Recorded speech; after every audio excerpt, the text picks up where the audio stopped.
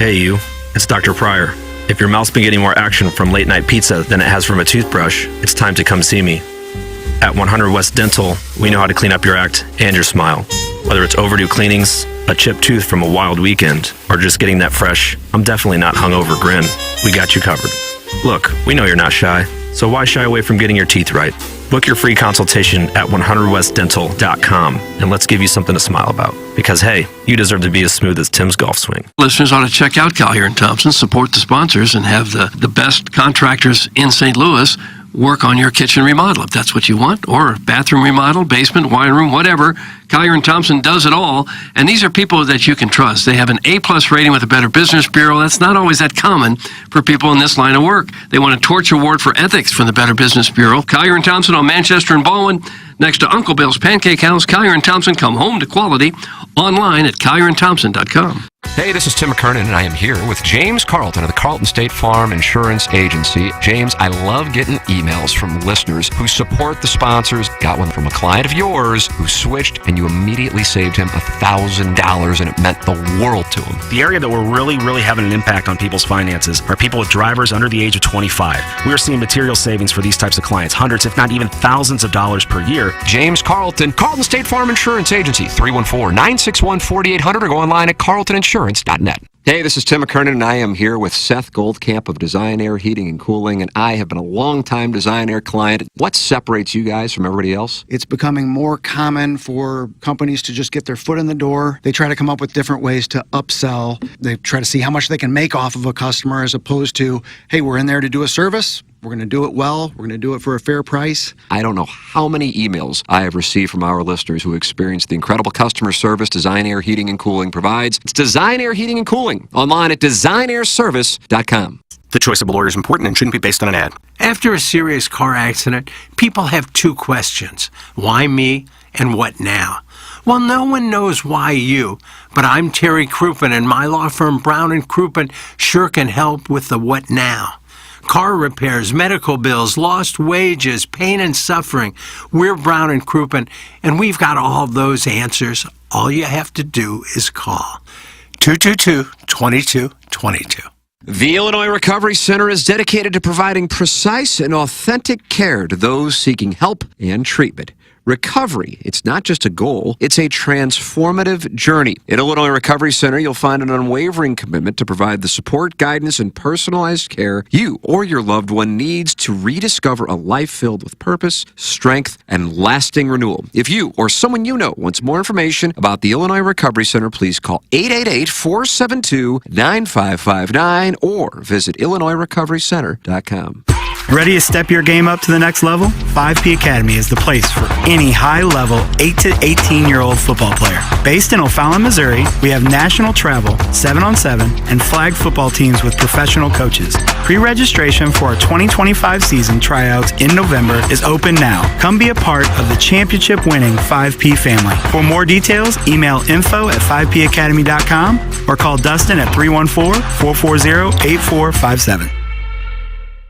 There's nothing more important than the look and feel of your home. So now's the time to make your home your retreat. Replace your tired old windows and doors with Marvin replacement products designed to improve comfort and efficiency. Fisher Window and Door Store, a reputable local company, will guide you through the entire replacement process. Their experts will help you make the right choice for your home, and they'll measure, design, and install your new windows and doors. Hi, I'm Jim Fisher. Since 1941, the Fisher family has provided you with quality American-made building products, including Marvin Windows and Doors. Come visit one of our showrooms in Brentwood or East Alton, and let us help you increase the value of your home. Bring that distinct sense of quality to every room with Marvin.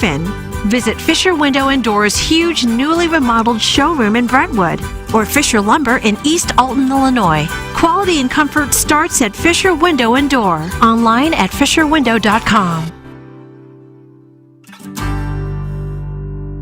Hello, it's me, Tom Schmidt. I'm happy to tell you about Salt and Smoke and all the... I'm going to let you finish, Tom, but first, why don't you take a break, okay? You've been doing this for 57 years. Have you had time to think about that? Waffle cones, World's Fair? No. Lean brisket, popovers, Cracker Mac, whiskeys, bourbons, custom cocktails, maybe even wings trashed. I don't know.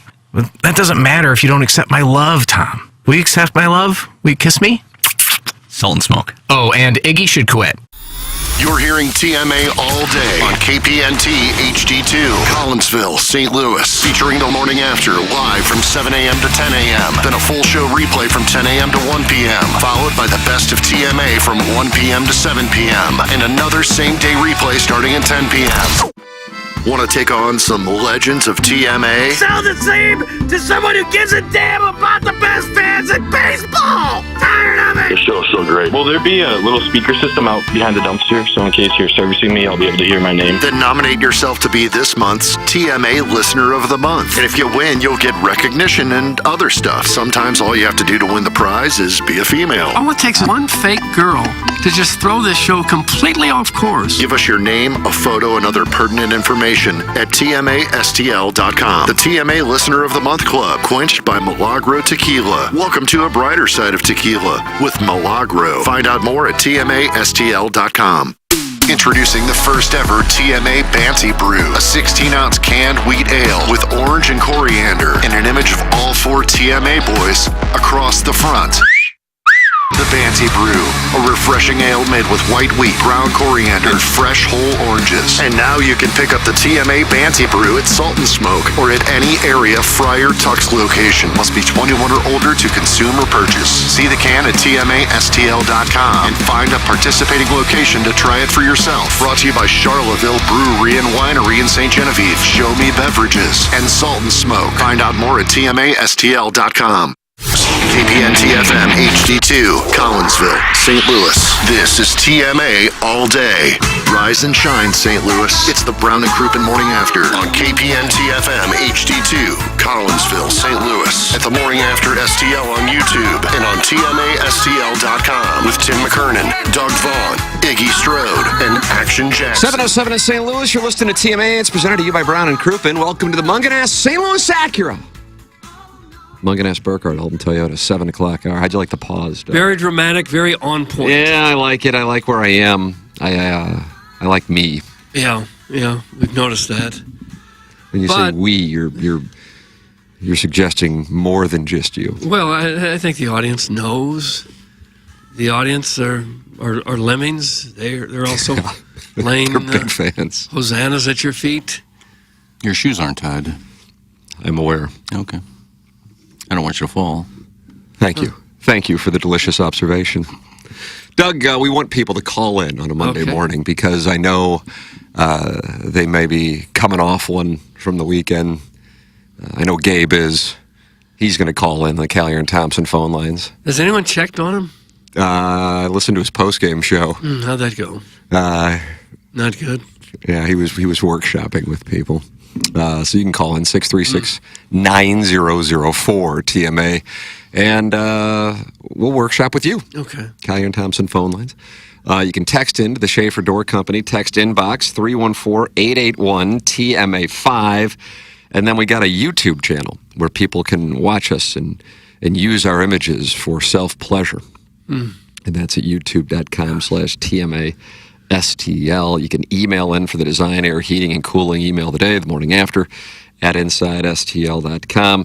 JV golf coach with the lead here in the early portions of the month of October.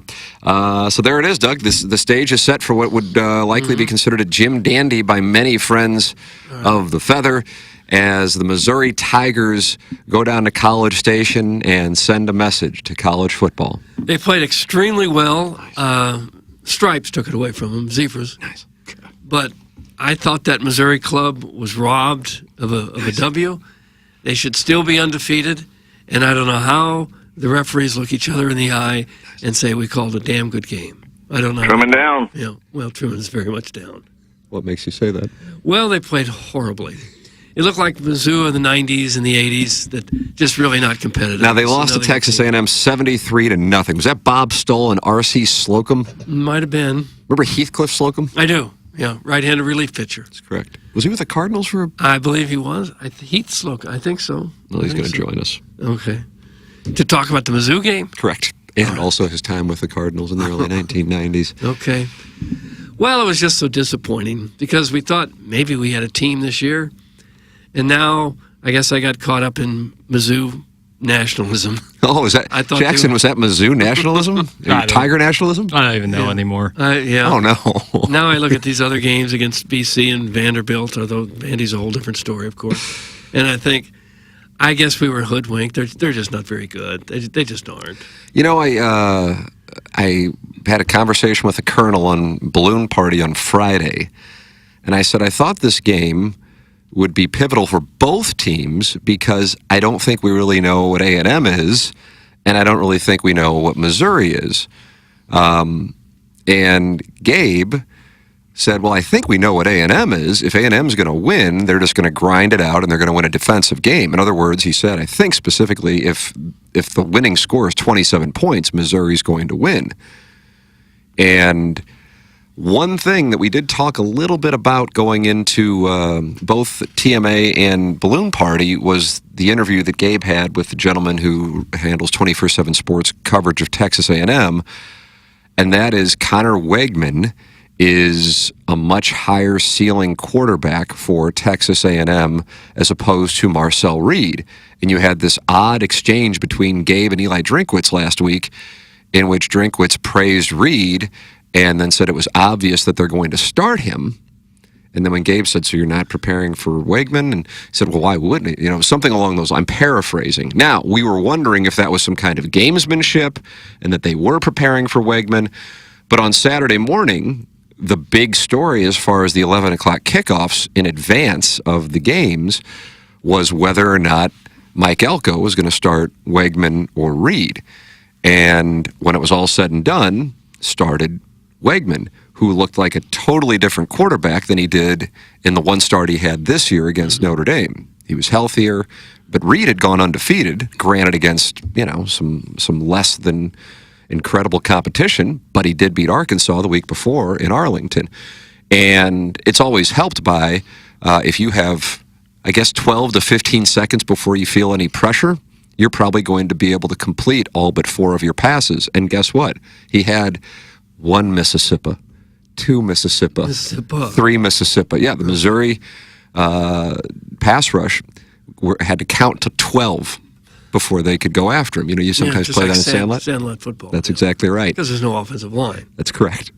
In this case, there was, and Missouri couldn't get back there, and Connor Wegman looked like the Heisman Trophy winning quarterback that we all expected him to be after watching him grind through the Notre Dame start. Yeah. So you had that. I think at its overarching, if I were to give, hey, summarize this in a sentence or two, A&M had to play the week before in Arlington. That's a relatively big game for them against Arkansas. They came back and they won. Missouri had you call it the Dickens, scared out of them by Vanderbilt 2 weeks beforehand. Felt like they dodged what could have been a program-defining bullet. And so they had 2 weeks to prepare, and they came out. And yes, the picking up the defensive pass interference call was likely a large impact on the game flow, but there were many other plays after that, and there was no response offensively or defensively. That part, the defensive part, really surprised me. The offenses looked lackluster throughout, but the defense really surprised me, and that is an indictment across the board, both on the coaching staff and also on the players. You get hit in the mouth with a bad call, you get hit in the mouth by falling behind 10-0, that's fine. But if championship team rises to the occasion and responds, and Missouri had nothing. 2 weeks, bye week to prepare, and it looked like A&M was the one that had the bye week. Looked like a complete overmatch. It looked like we were one of the patsies A&M brought in to pad their schedule. Maybe they got $1.5 million for Well, I hope so. I hope so. I'm not sure there's many other SEC teams that Missouri can beat the way they play right now. Who else you got them beating? Mississippi State. Stop saying Mississippi. We had to count 2 in Kirkwood and Crestwood, but we said Mississippi as proper gentlemen. We didn't say Mississippi. That game made me physically ill. Uh-oh. It doesn't sound like How you're in the mood soon for a did you breakdown. start- You started vomiting? No, but I got a headache, and Where were you watching it? You and Kai were where? my home. And Were you with the love of your life? No, I was with Private Citizen Pete. PCP. Yep, 2 dudes, sad, I really began to feel ill after the 75-yard Luther Burden touchdown gets brought back, because you go from 10-7, here we go, to 2nd and 20, oh no. And then I really think I was at my lowest when, all right, it's 24-0 at half, maybe we'll come back. We can come back. First play, 75-yard touchdown. Oh, maybe not. Yeah. That also was an indictment. There's nothing in my mind. Like, a loss was certainly in my mind of the outcomes that could happen. I was totally understanding that they might lose at College Station. But to get your teeth kicked in, to look like you don't belong in the same field, that was not on my menu of options for that game. And so when that happened, it was like watching a car crash 100 times in a row. Oh, so now do you wish you went to Kansas? No. That was the right follow-up there. I wish things were different. I wish I could go back. I wish I could go back to watching College Game Day, Marshawn Lynch putting Kirk Herbstreit in the rear naked chokehold. Yeah, just a 26-year-old full of optimism, coffee flowing Some through of those me. guys picked Missouri to win, too. Most. Yeah. Marshawn and Nick Saban they were plus 120 on the money line. I mean, I think when it gets down, Marshawn didn't even know. Was it somebody asked him about a coach? Oh, about I don't know who, and he goes, "Oh yeah, he's a good ball coach." He clearly had no idea. No. Furthermore, he was hired in hell. He's got a video of him smoking some chronic behind the stage beforehand. Either way, predictions notwithstanding, the performance, because we really didn't know. Or I guess you could say maybe we did know what Missouri was going into that game. This was the game. This was the game that was circled more so than Alabama to be the defining game for the Missouri season when the schedule came out.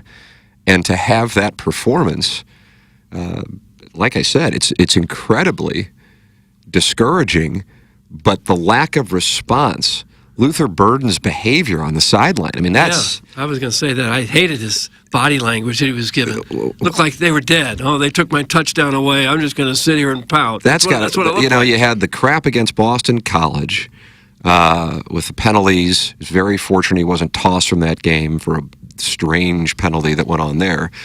And then you had that following the touchdown getting taken away. And I don't understand why he's not out there on third downs. Yeah. That goes on even before this game. Yes, that's What's correct. he even doing on the bench?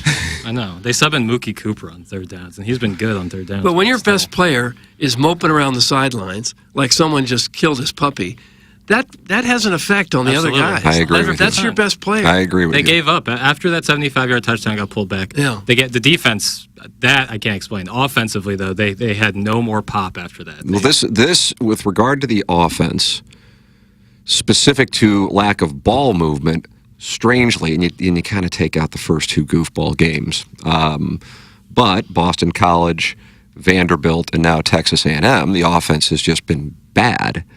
Minus Noel going off against Vanderbilt. They never even really tried to run the ball against A&M. That was a panic part on the part of Eli Drinkwitz, Kirby Moore. They just got away from the run. They're down 10-0, and we're just going to shut it down on the run. But that was what, going into that game, I think many thought we were going to see Missouri focus on and try to get the ground game established, because that's the reason why they were able to come back against Vanderbilt, and because they were down 14-3 to Boston College, a team that now has lost to Virginia. So that one doesn't look as good as I was hoping it would eventually. But now it's all as far as talking about, oh, well, Vanderbilt won, so maybe that makes it look better, or, Arkansas won, so that... Tennessee has beaten Oklahoma and Norman. Alabama has beaten Georgia in Tuscaloosa. Arkansas now has a win over Tennessee. Ole Miss went to South Carolina and beat the hell out of them. What does Missouri have? There's nothing that Missouri can point to and say this is why. Missouri's got its own issues, and so to talk about anything beyond, which I'm happy to talk about anything, but I'm going to talk about realistically anything beyond, just trying to win this week's a goofball deal. But next week against Auburn for homecoming, you got to focus on trying to get this thing right, because the way they performed on Saturday, they deserve to fall 12 spots in the rankings. The only reason they were there was because of what took place last year. But keep in mind, there were some near-death experiences last year, And they were very fortunate in a couple of instances, I suppose specifically Florida, that they were able to escape that one. Otherwise, I don't know if they would have been ranked as high as they were, because the only reason they were ranked as high as they were was the preseason rankings. And what we've seen to date, unfortunately, at the moment, looks like an average football team. Yep. Yeah, and when you're like the offensive line being, like, you can take as many. Brady Cook didn't play well by any means. There's no doubt about that. But the offensive line was pitiful. The defensive line was pitiful. No one who played like what? Luke Bauer. Luke Bauer had himself a nice little ball game. I liked Craig's field goal at the end. It made sense. Made perfect sense. You know, as horrible as it was, had the game started just a little bit different, if Cook completes that pass to Weiss, who's wide open on their first possession, that's probably a touchdown. If the That lineman, was not the first possession, but it was early in the game. on. Yes, it was in the second. If It was in the first quarter. If the lineman goes 1 yard less down the field on the Burden touchdown, they got 14 points in the first quarter. Maybe it's a different game. And I actually do think that's good perspective to have, but part of being a championship team, or really any team of decency, is to have fight. And where was the fight? Where was the response? I realize Georgia is Georgia, but I mean, there's a team that was down 28-0, right, at the half in Tuscaloosa. And that's why people go, God, look at Georgia. If they would have rolled over and gotten beat 49-0, they would have been buried and out of the top 10. But because they fought, and you have the first play from scrimmage after A&M gets the ball, and contrary to what was being said, I guess on the postgame, A&M won the toss and deferred. Not that that's really even the top 50 things to talk about on this. So Missouri gets the ball, and A&M's getting the ball first now to start the second half. And the first play from scrimmage, I mean, it's just gone. So what happened at halftime? Right. That's on the defensive side of the ball, that was the part that really stunned me. Missouri had given up points to Boston College and Vanderbilt, for the most part, on blown coverages. But with regard to what took place on Saturday, I mean, in part, let's make this clear. You got to credit the other team. That was a hell of a performance, both by Wegman, by their defensive line in particular, their offensive line giving them the protection, Moss going off in the backfield. But Missouri had no answer. Missouri had nothing. I mean, I don't know for relative to the importance of the game versus the performance of the team, I would have a really tough time comparing that. And I suppose some people have talked about 2022 K-State. Was early in the season. Not sure. Missouri certainly wasn't a top 10 team. This was the one that was circled, and you had a bye week, and you come out like that. That's really difficult to defend. Yeah, absolutely. I mean, it looks like they didn't prepare for anybody, let alone Wegman, Reed. It doesn't look like it didn't matter. And defensively, they scored on every possession except for that one punt. That was one of the best punts I've ever seen in my life. They scored on every possession, field goal or touchdown. Like they did not stop them at all. And Mizzou looked at the first possession, first play, down to Luther, 20-yard gain, outstanding. Yeah, that was great to see. Here we go. And then they take the shot on fourth, don't get the DPI, get the touchdown taken away, and they gave up. They gave up. Here is what Eli Drinkwitz had to say in his opening statement following the loss on Saturday in College Station. Yeah, just a really poor performance by my football team, and it starts with me, and I apologize to our fans. It's my responsibility for us to be better, and that the start of the first half, not being able to convert third downs, not being able to stop them on third down, ultimately the difference in the game. So with that, I'll open up for questions. Doug, here is how Eli Drinkwitz says they will respond. Okay, I'd like to hear that. 1 or 2 choices. You can fall apart or you can dig deep and find resolve to get better. The season really starts today, and how we respond will determine what kind of football season we're going to have. So, at the end of the day, this is one loss, and it's a tough loss because you're embarrassed by the performance. I'm embarrassed by the performance, but it's just that. It's one game, and there's a whole heck of a lot of football left, and it's going to be up to us to either seek comfort in placing blame or have resolve to get it fixed. We're going to have to get on the plane, get home, figure out this game tomorrow, put it to bed on Monday, and then focus on the next opponent, which is UMass. All the future stuff, not worried about any of that right now. I'm worried about on this team, figuring out how we can improve and beat UMass. There it is, Doug. That one taking place at 11 o'clock in Amherst. TMA will be live in Massachusetts starting on We're going Thursday. up there. Okay. Well, that's the only way you can look at it. I guess there's going to be a lot of teams that have one loss that's going to, be ugly, or they're going to wonder how that ever happened. We saw that just this weekend with so many ranked teams get knocked off. You just hope that this is their one just real stinker. Yeah, But they played so poorly that it's hard to believe that they can turn it around. That's the thing. It's not like they got beat by a fluke play at the end of the game. Like even teams taking bad losses, Tennessee maybe notwithstanding, but like Alabama put up 35 points. Like Mizzou put up 7 points on a touchdown on kind of a broken play. Like Theo Wease kind of got behind. That should have been a hold. Yeah. By the way, they did not score. Like they had no. If that's how they're going to play against teams that probably deserve to be in the top 25, then they have no reason to believe that anything above 8 wins is possible. Yeah. You're despondent. I purposely delayed all my feelings about this game Did pretty you? much till now, so I could. Oh, really? So what did you do in the last 36 hours? Just distract myself with what? Busy work. Video games? No, I'm setting up my new place. Oh, nice. So How's it's that kinda- going, boy? It's good. Nice. So let it go now. If you have some feelings that Let you it need go. to release.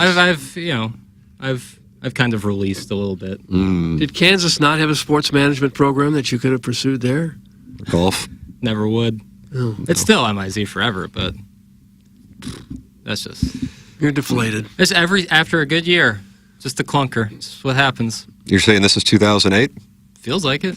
That did remind me of when I went down to Austin to watch Missouri play Texas in 2008, and they were blown off the field in the first half. I mean, just blown off the field. Now, the difference on that one was they had lost, I believe, the week before to Oklahoma State on a Saturday night game when everything looked like they looked good at that point early in the season. This team did not. And, hey, I loved Missouri in this game. Loved Missouri in this game. And my reasoning was I thought that the public was undervaluing the game, the team, based on the Vanderbilt game. And that was in particular because of the offensive line's play. And also how they had kept now a guy that is a household name, Diego Pavia, in check.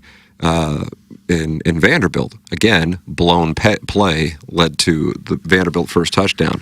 But both lines just got destroyed on Saturday. I mean, holy crap. Yeah. Wow. That is super, super concerning. For me, Doug, as you remember, they lost to LSU on the same day as the St. Gabriel School picnic. Right, yeah. Last year. It all revolves around the picnic. I agree. It's different this one was different for me than that one, which really negatively impacted my day. Kind of embarrassing, but it's the truth. Because I'm just like, oh, these guys just aren't that great, which is kind of why I was at peace with the Vanderbilt thing while I was watching it at Faurot Field. I'm like, oh, this sucks, especially because I was there with my son for his first game in Columbia. But I mean, if you're going to lose to Vanderbilt, then again, this is the mindset. We now have the Vanderbilt-Alabama piece of history to discuss and how it impacts the perspective on Vanderbilt. But if you're going to lose to Vanderbilt and you have to escape against Boston College, the odds of being a great team are pretty slim. And so, watching that on Saturday, I'm just like, they're just not very good. I wonder what's really, really, really going on. I think you have some health questions about Brady Cook. I think you have some health questions about Norfleet. I think you have some behavioral/leadership questions across the board, which was what Gabe always talks about with the 2008 team. They lost leadership. They lost fire. There were expectations that they were going to be great, but not necessarily execution for it. And so it was more peaceful because they should have beaten LSU, and they blew it. This one, I mean, the jury had already returned its verdict by the time they headed off for halftime. And I guess what's the biggest indictment isn't necessarily the performance, it's the lack of response. It's the lack of preparation going in with a bye week. And also, just as a side note, kind of going into football weeds, I don't know what Corey Batoon's plan was, but Blake Baker used to blitz the F out of offenses. And Missouri put nothing in the game plan defensively. They just back up. To just allow, that was odd. We've barely talked about Brady Cook, which I would gather many would find to be stunning. But that's off the rails. And it's a shame, but that's off the rails. It's been bad throughout the course of the season. It was excused away because of who they were playing early on. I don't know what else to say outside of my guess is he is hurt, and that's a real problem. I was listening to an SEC podcast yesterday, and they're like, here's a guy who went into the season is considered a possibility as one of the top 10 quarterbacks in the country, and then they listed off the quarterbacks in the SEC, and they go, I wouldn't take him over these 10 quarterbacks in the SEC right now, much less a top 10 quarterback in the country. That is a real problem because it limits your ceiling. And then this wide receiving core that had all of the hype, justifiably, I think, attached to it going into the season, isn't getting much separation. So it's not just on Brady Cook, but when they do, like the Weiss play that you're talking about, and he misses them, that's absolutely brutal. And then somebody on the SEC pregame show said just the opposite.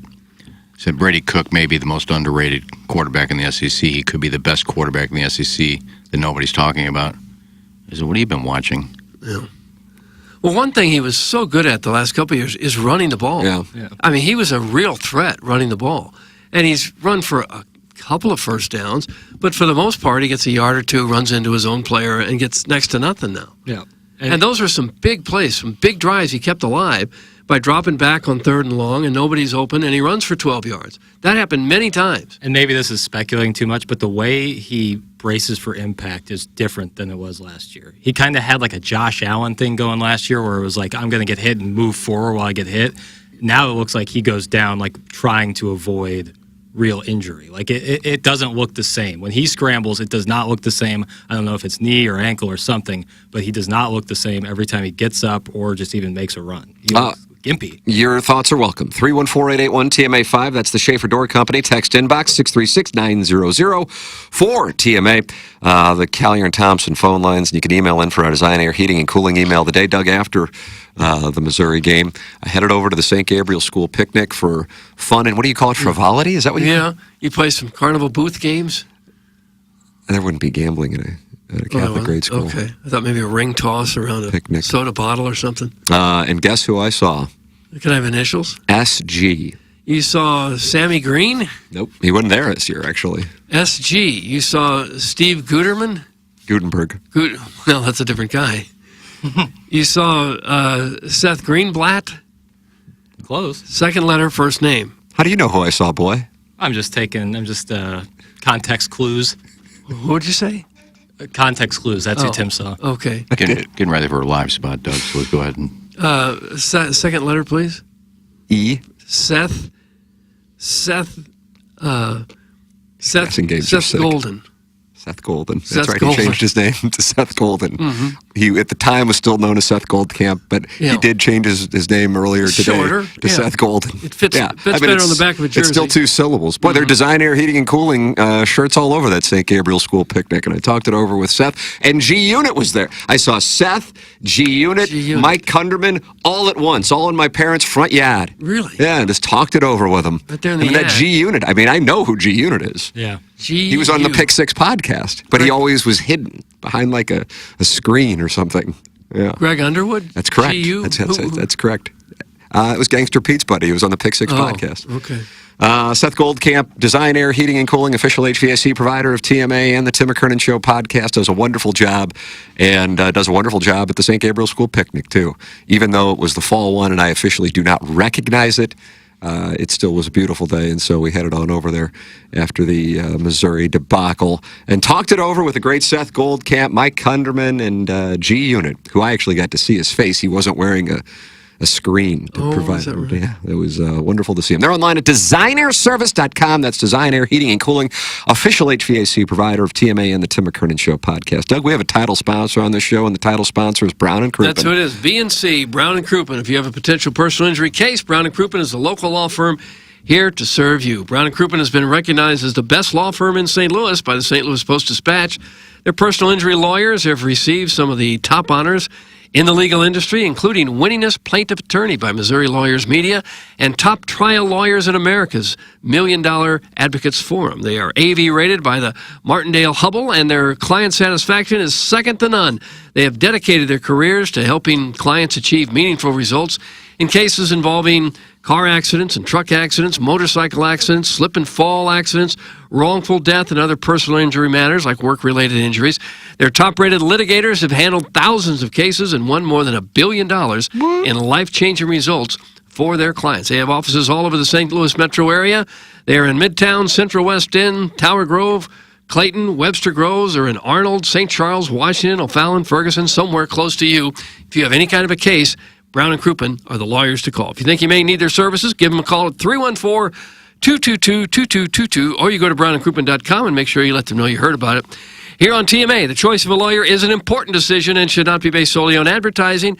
Past results are no guarantee of future results, and every case is different and must be judged on its own accord. And if you're looking for a home or looking to sell your home, we'd like to recommend Jeff Lotman of Compass Realty. He's online at JEFFLOTTMANN.com. Yep. Houses still going up for sale, quite a bit of them, as a matter of fact, even though we are in the month of October. I'm seeing listings probably 2 or 3 a day. Matter of fact, with Compass Concierge, you can take your home buying or selling experience to the next level, whether you're preparing to sell or want to enhance your new space. Compass Concierge has you covered. No upfront costs. Need fresh paint, new carpet, light renovations, home staging.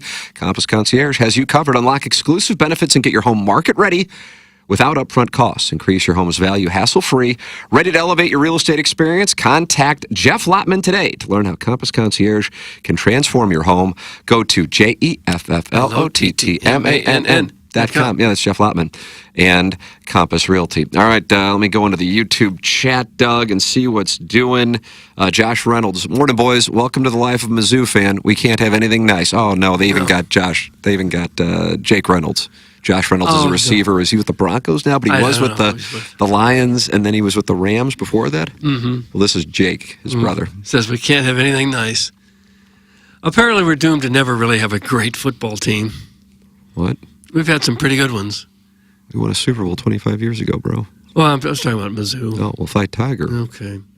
How about that? Okay. I'm just so down. I just wonder if they're thinking about shutting down the university, closing the doors. Shutting down the university? Like the Fontbonne deal? Yeah. You know, they lost their bowling team. The university shut down. Our football team has fallen on a hard time. We weren't that bad. And now they're going to close down the... At least we showed up. You showed up for 2 games. So all you would shut it down! No, we showed up. For the people that... I saw it online that everybody's blaming the call, pass interference where they picked up the flag. Yeah, it was a bad call. But it was also a bad play call. And it was a bad throw. So those are 2 things to go with the bad call. Why was it a bad play call? What was it, 4th and 3? Yeah. You throw a ball deep. Well, I was kind of surprised. And you underthrow them. The most famous play of the weekend was a 4th down play that went deep. I thought everybody would know what I'm talking about. I'll talk about it on There's a lot. QFTA. There's a lot. Diego Pavia. Oh, yeah. Well, I was thinking... It's 23-21 in the 4th quarter against Alabama. You want to talk about having a set on you. He's got... Oh, my God. He is... When I was watching him play Mizzou, I was like... Compared to Castellanos, like Castellanos might be a better runner, might be even a better quarterback, but Pavia's got a set of nuts on him, man. Like he goes out there and he curses on live TV. Yeah, I explained that to my kids. I still don't think they understand it. Yeah. I was watching the end of the Cal Berkeley Miami game. You see Holy that? Crap! Were you doing rails? How were you up that late?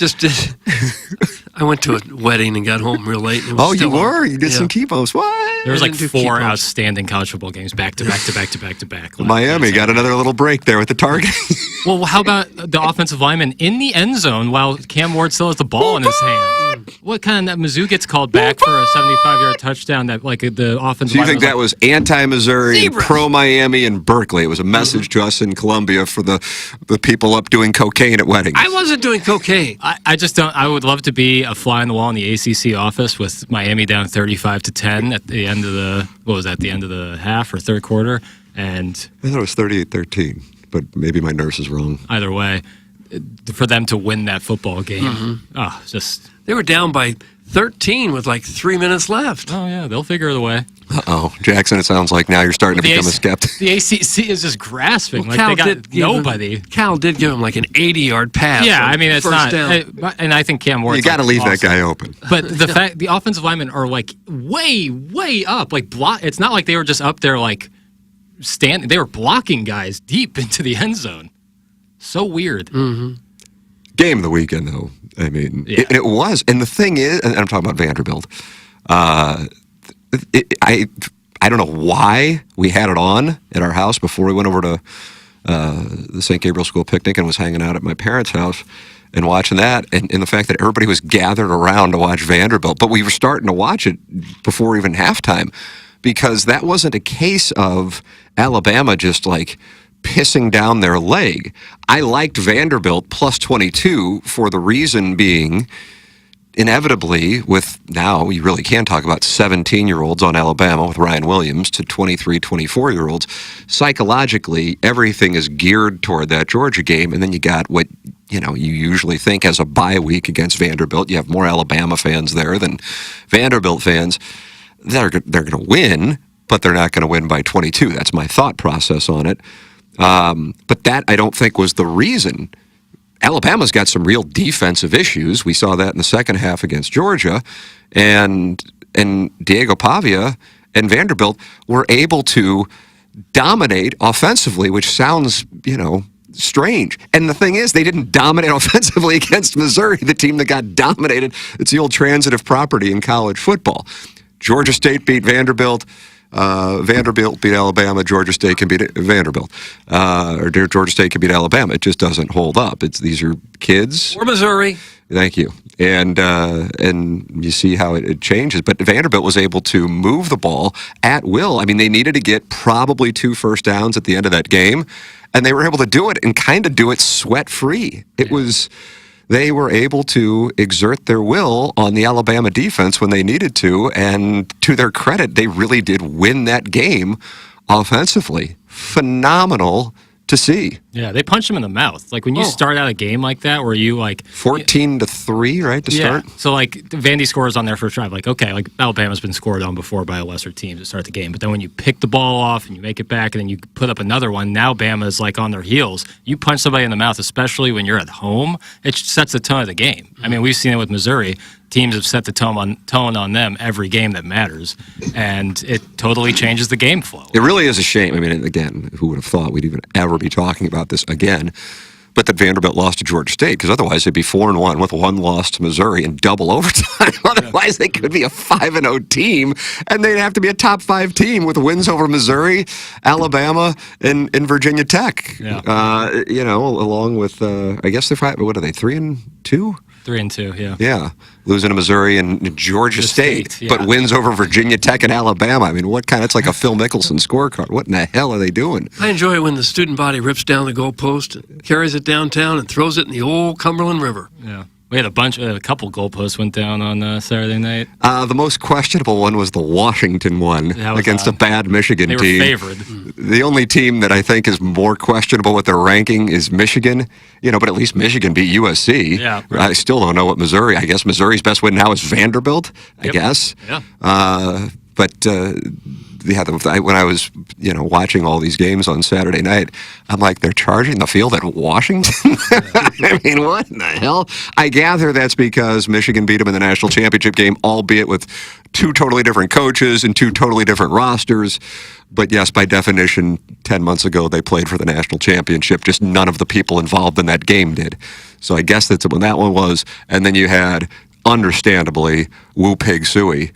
First time since, Doug, you were texting me about it since you were all hopped up on Blow. I wasn't. First time since November of 1999 that the Razorbacks beat a top 5 team, and that was at home against Tennessee. Clint Sterner's revenge for his fumble against Tennessee the year before that helped Tennessee win a national championship. In this case, Arkansas too dominated that game. But since they weren't able to convert once they got into the red zone, you're thinking, okay, inevitably, Tennessee's going to be able to score. and they just were not able to get anything going against Arkansas's defense. Sam Pittman was thought to be a dead man walking along with Billy Napier. I would say, barring a surprise, he's going to be, at the minimum, a 7-win coach this year. And truthfully, you could make a case that they should be undefeated. They had a lead on Oklahoma State in Stillwater, and they had a lead on A&M in Arlington the week before. So that game at the end of the season for Missouri that looked like, okay, that'll be a layup. Probably Sam Pittman won't even be there. I would imagine he's got all the equity in the world after that one. Billy Napier, he got a win against Central Florida. And Jackson's guy Shane Beamer came up short this weekend. His hotty toddy, good gosh almighty, stomped South Carolina. And Kirby Smart went after the Georgia fans for not being loud in the heat on Saturday as the Bulldogs vanquished the War Damn Eagle, who will try to spoil Missouri's homecoming here in 12 days. Maybe we can rip down a goalpost. I was looking at the history of goalposts ripping down. It said, according to Google, the first time it happened was November 18th, 1876. Harvard was playing Yale, and Harvard was going to try a field goal, so the Yale people came out of the stands and ripped down the goalpost. Oh, that's what it was? So they couldn't kick it. Wow, that's pretty awesome. That's a nice little genesis. It's a nice defensive maneuver. Yeah. Something to keep in your hip pocket if it looks like UMass is driving towards a game-winning field goal. That's right. We can have some freshmen who are up there rip down the goalpost. Ole Miss, Kentucky, and South Carolina are in this like weird menage a trois where I can't figure out who's good and who's not. Like, I think you can say that about a lot of teams. yeah, but like Kentucky gets their ass handed to by South Carolina. South Carolina almost beats LSU. And then Kentucky beats Ole Miss. So you're like, all right, South Carolina, Ole Miss, this will be a good game. Nope, Ole Miss smokes them. Like you can't figure out. Then Kentucky almost beats Georgia. It's such a weird thing. The SEC is self-cannibalizing as hard as I've ever seen this year. I was listening to, I listen to all these podcasts. I assume it was Danny Cannell because he's, got his thing. I think he's doing performance, but I'm not sure. I don't know. Former Florida State quarterback who loves to mock the SEC. And he goes, now we're going to hear how the SEC is just top-heavy. Now we're going to hear how it's deep. But either way, you have what? Am I correct? One SEC team that's undefeated? Am I missing one? Right? Texas? Well, Texas, yeah. They'd be the I know A&M's undefeated in conference, but they lost to Notre Dame. Texas is the only undefeated. Okay, yeah. And they've got the Red River shoot 'em up this Saturday at the Cotton Bowl. Yeah. I would think they'll handle them, but that's a coin flip anytime those two get together. You have the game of the week with Oregon hosting Ohio State. So one of those two is going to lose. Theoretically, Oklahoma, I guess. I don't know how Oklahoma's going to score points, but theoretically, Oklahoma could beat Texas. That'd be a hell of a win for Oklahoma. Oklahoma now ranked ahead of Missouri. And by the way, I understand it. I would understand if they made Mizzou unranked. I didn't care about the rankings when they were high. I didn't care about it now. You win games. It takes care of things. Missouri was already, I think, nationally viewed because of Boston College and Vanderbilt to be a potential fraud, and all they did was affirm that. From a local standpoint, the thing that sucks is you have this opportunity for the market to really get on board, and you have that kind of performance that can really substantially hurt the momentum. Ideally, they get this thing that they got this weekend in Amherst taken care of, and then they beat Auburn, and then you're a top 15 team probably by that time, not necessarily because you beat anybody great, but just by virtue of other teams losing. And, you somehow put up a fight against Alabama, but based on what I've seen so far, unfortunately, that would strike me as being a hell of a surprise because Missouri's going to have to somehow stop Alabama. It's not like Alabama's offense was the problem against Vanderbilt. So Missouri's defense is going to be put to the test there. And now you got an Alabama team that doesn't have the benefit of a whole lot of latitude. I would say this, I suppose, after this weekend to Missouri's benefit, there are going to be a number of two-loss teams that are going to be in the college football playoff. I guess maybe we knew that going in. The issue for Missouri is, are they going to have enough, if you even want to consider the conversation? And like I said, there's no reason to really have a serious conversation. Who's left on the schedule where you can win back people unless you do go down to Tuscaloosa and win?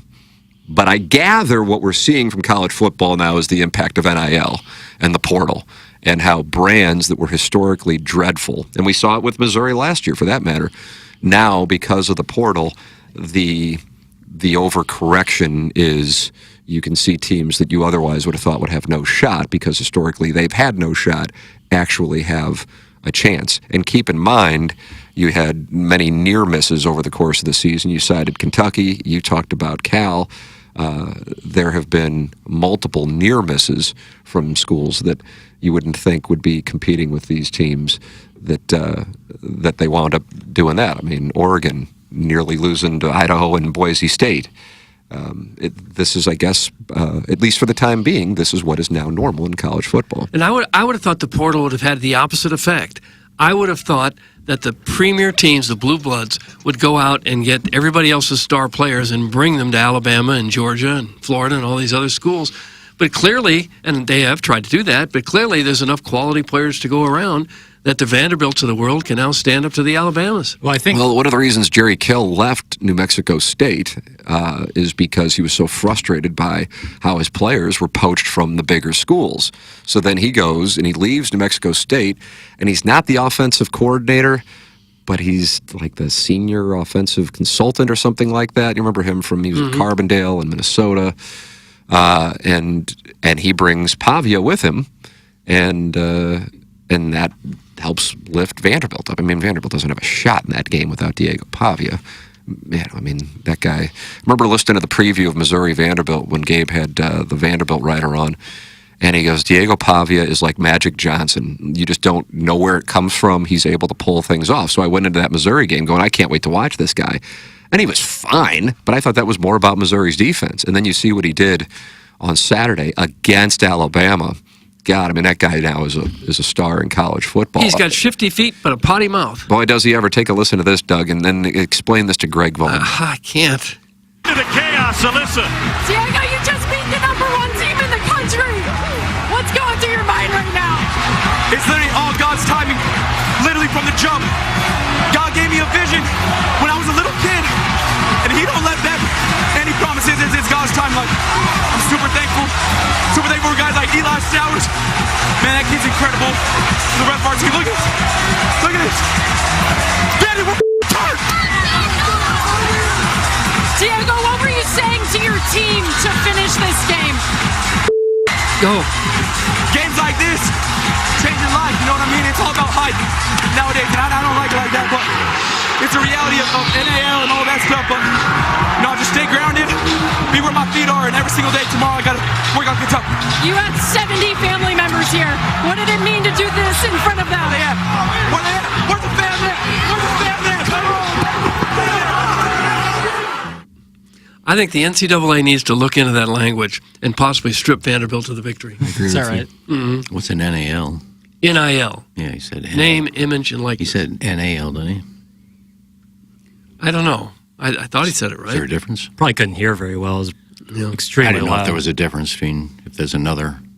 No, I meant NIL. But they, I mean, fired up. And like Tim was saying, like, if you're a guy like him who's kind of like waiting in the weeds, similar a little bit to like Cody Schrader, a guy who's like waiting for his opportunity, and you get an opportunity like that on a national stage against Bama and play your best game, that's not like a fluke. That's a guy who's been waiting for his opportunity. For a lot of those guys on Vanderbilt, that will be the highlight of their entire life. Oh, they'll be hell talking yeah. about that when they're 95 years old. Yeah, taking the goalpost down Broadway in Nashville. I had a couple buddies who were in Nashville. Oh, is that right? weekend, Oh, so- Oatmeal was there. That's right. Oatmeal was not.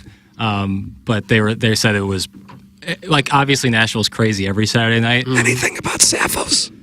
You know, I would have to think that some people turned related. Yeah, the Vanderbilt turned? women more educated, therefore more sexually evolved. I would imagine there was tripping on Broadway. Well, you have to think, Doug, like, no one ever thought Vandy was going to beat Bama. So when you see something that you never thought could happen, you say to yourself, maybe I should question my own life. Yeah, and her skin's soft like mine. Maybe this whole heterosexuality thing is for the birds. I don't know.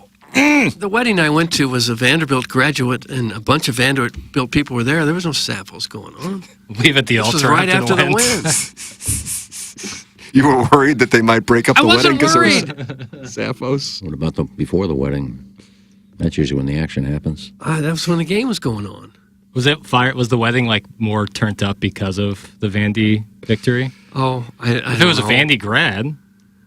I'm sure they were happy, but no one really made much mention of it. I guess they scheduled their wedding on Vandy, Alabama, so they weren't too concerned. Disrespectful. I bet Diego Pavia was pissed when he heard about that. Bulletin board material. Get involved. Many are. Schaefer Door Company, text inbox 314-881, TMA5, YouTube chat, youtube.com/TMASTL. 327 people wanting to watch us be miserable about Missouri, and they tuned in for it.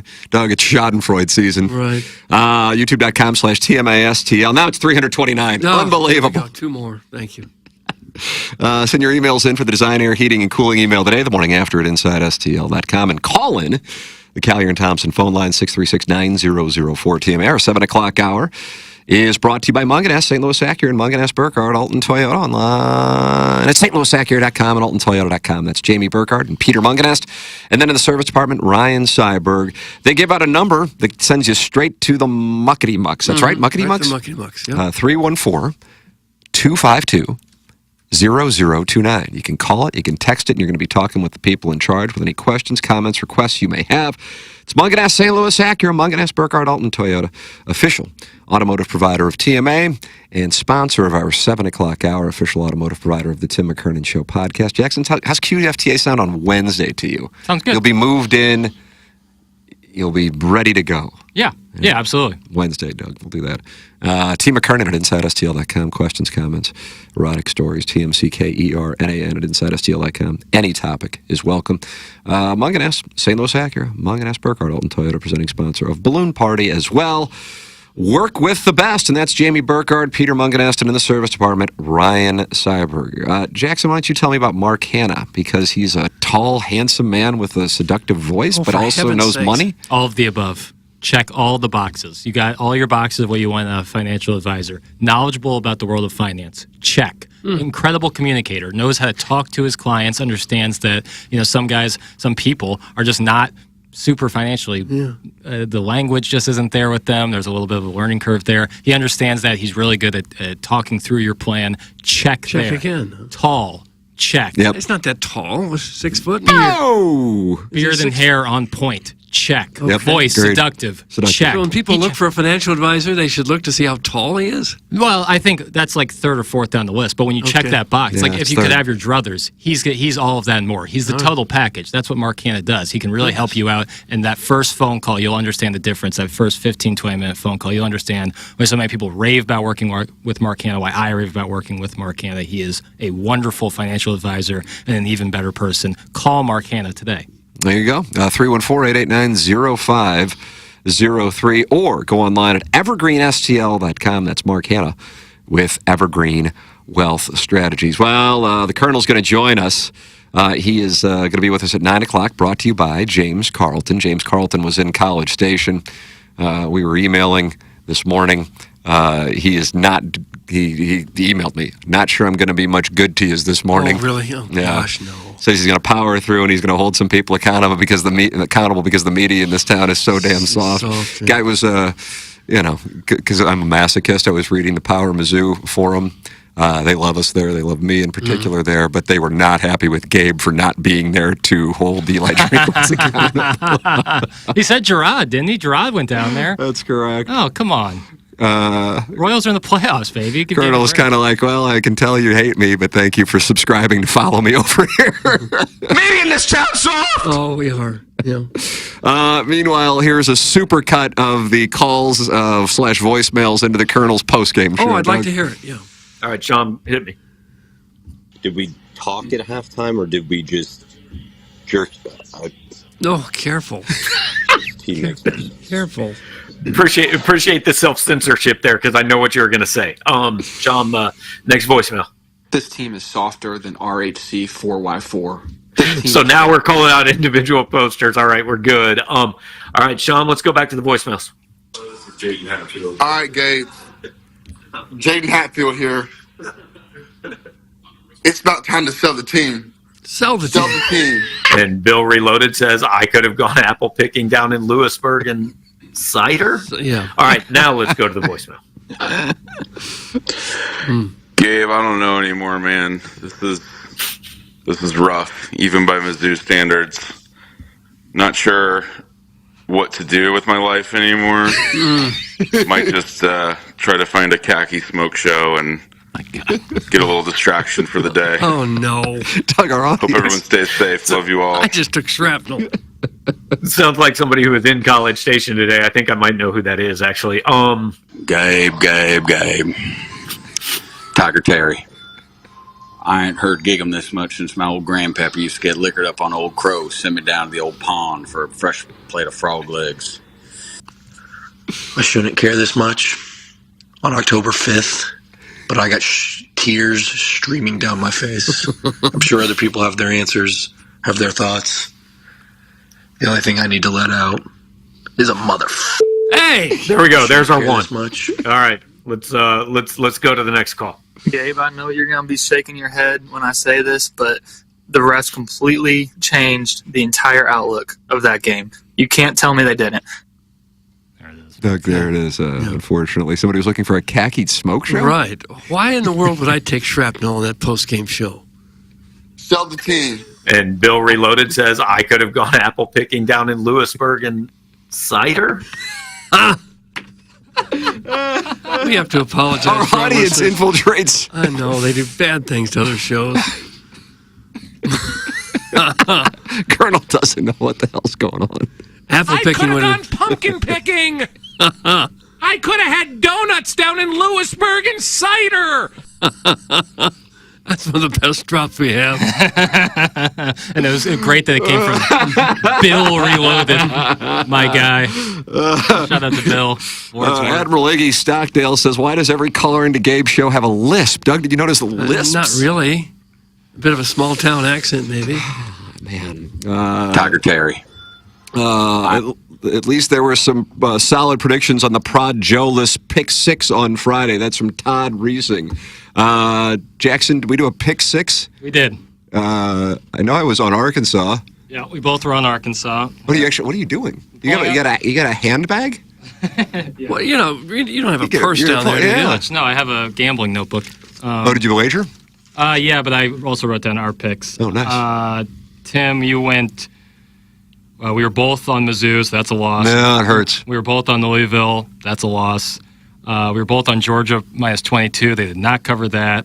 You were on. What was that? Was that 31-10? Yeah, 31. Yep, or a little more maybe. 31-13 maybe. Okay. War Eagle. You were on South Carolina. I was on Ole Miss, so I covered there. We were both on Arkansas, and then we pushed on the Rutgers and Nebraska because that was a 7-point spread. Nice. Well, we put a lot of work into it. Yeah. And it was great. And I advise people following as I fill a segment on 101 with Jackson's pick six questions to follow my fiduciary counsel. Thank you. Thank you for the delicious picks. Gabe. It was Gabe's fault. He had something to do with it. My eyes saw sweet, sweet Kai riding the goalpost like a Sibian outside the Dirks Bentley bar. Purr. That's from glove blogger Tom Draven. Sweet, sweet Kai was in Nashville riding the goalpost like a Sibian? No, I don't think so. He was in Cape Cod. He was in Cape Getting Cod. ready for the UMass game. Yeah, he's boots on the ground, I guess. God. Could Mizzou do anything this Saturday to win back your trust? No, I might not even watch. Really? Yeah, I might take this week off. It'll be kind of amusing to see him playing in that thing. I'll watch I'll watch the first couple drives, and then I'll just get it. There's other games. I don't even know how they get better. I mean, you had 2 weeks to prepare for this game, and you sucked. Mm-hmm. I mean, they didn't look bad against Vanderbilt. I don't know how that game was close. Actually, they outplayed them on both sides of the ball, but still, it was double overtime. Didn't look good against Boston College. You had 2 weeks to win to prepare for this game. You look like that. When did they get better? Right. Well, if Cook is indeed hurt somehow, we don't know that he is, but if he is, and they continue to play him just out of loyalty to him, that's really not fair to the rest of the team, I don't think. It's not just about Brady Cook. Mm-hmm. If you've got a backup who might be better and perfectly healthy and give you a better chance of winning, regardless of what Cook has done the last 2 years, I think you got to go there. Yeah, it certainly is the question that a lot of Missouri fans are asking is Brady Cook okay? And if he's not, or if this is how he's going to play for the rest of the year, why not just try out Drew Pine? And I think maybe in the second half against UMass, if things go I agree with you. I mean, that should be a game that they are up by 30 at the half. Right. Now, I have no idea what to expect anymore. UMass, though, you get these programs, usually when you're in the SEC, you don't see them in their home building. but this is one of those programs that's just really, really crappy. And, if Missouri doesn't put up 40-plus points against these guys, I don't know what the hell is going to happen. Now the Auburn game, certainly a test. You already knew the Alabama situation. Oklahoma, South Carolina. I'd like to think Mississippi State isn't, but, once you're in dogfights with Boston College and Vanderbilt, and you see what's going on across college football as it is, in particular in the SEC, and then Arkansas, I mean, this thing is it's going to put you to the test. The thing that I guess that you're almost halfway through the season, taking Murray State and Buffalo out of the equation, when have you felt like this is a team in control of a game? And I guess maybe like the third quarter against Boston College, like Boston College couldn't really do much, but Missouri wasn't really doing much offensively. So then but how did it fall off that much? How did it fall off that much? And I don't have an answer for that. Yeah, and I mean, we talk about like Brady, like you talk about like the legacy of Brady Cook and all this, and like he's looked so bad. But like you look at he's like 4th overall in yards at Mizzou. He's like 4th in completion. So it's not like he's been better. We've seen him be good. At points last year, he looked great. Yeah. Like we were asking in the offseason if he has another good season, if he could get drafted in the NFL. Mm-hmm. So to have a turn this bad, and obviously the offensive line has had their issues. Receivers have had issues getting open downfield, but he hasn't looked right. Like you said, Doug, his scrambling hasn't looked the same. It's just, it's really taken a downturn way more than I thought was ever possible. I think Mizzou lost due to a lack of drag routes. That's from the bastard James Hahn. Drag routes. They didn't establish the run very well at all. Well, they didn't. Yeah, there was no offensive flow. They were constantly in panic, penalty after penalty. Just brutal. Are you saying you agree with the caller who said that they should sell the team? Yeah. Do you think they should sell? I'll buy them. You would? Yeah, I'll take care of this club. Okay. Good team or not, wait until week 6 to go on the road to play a ranked team in a hostile environment. It's asking for trouble. That's from Big Worm ! Mm-hmm. Yeah, you think? I'd hate to be the team that plays Alabama this week. Who is that? Is that Hail State? Is that Hail State? I don't know. I was crowdsourcing. I would just hate to have to go in there and play them. I have a feeling they're not going to be in a real good mood. Might be LSU. I'd be surprised by that. Alabama plays at Tennessee. Oh, that's so they have a bye? No, I'm sorry. No, they're at home against South Carolina. Yes. South Carolina. My bad. Oh no, poor Shane Beamer after the 27-3 home debacle He's against about to get his ass beat. Hotty Toddy. Real ugly. Uh-oh. Yeah. What about Kalen DeBoer? I mean, last week, I don't know how many people read it. There was can't recall if it was The Athletic or I read about how flawless the transition was from Saban to DeBoer. People inside Alabama were talking about they knew this guy was the real deal, and it was, Doug, you would call it laying hosannas? Yeah, at his feet. And now, in his first year, coming off of what was a win that you would think would give him all the credibility in the world, a week later, he has a loss worse than anything Nick Saban had. And that is losing his number one at Vanderbilt. And just losing to Vanderbilt in general, even if they are better, carries a connotation. All hell's going to be breaking loose on Paul Feinbaum's show this afternoon. I mean, hell's going to be breaking loose. I think I saw the stat where it was only like the third time in Alabama history that they had been ranked and lost to an unranked team. Something like that. Wow. Yeah, one of them went back to the 60s or something. Incredible. Yeah, after watching that game they played against Georgia, I didn't think anybody could. They looked unbeatable. They looked unbeatable, even after the comeback, because they immediately responded. But when you get punched in the mouth and it changes your expectations of how the game's going to go, it's hard, man, especially on the road. Just remember one thing, Jack's buddy, the Irish won at A&M! Exclamation point, exclamation point, exclamation point, exclamation point, shamrock emoji. That's from Bumpkin. I'm not really going to be doing any defending of the Missouri Tigers today. It's you want them to sell?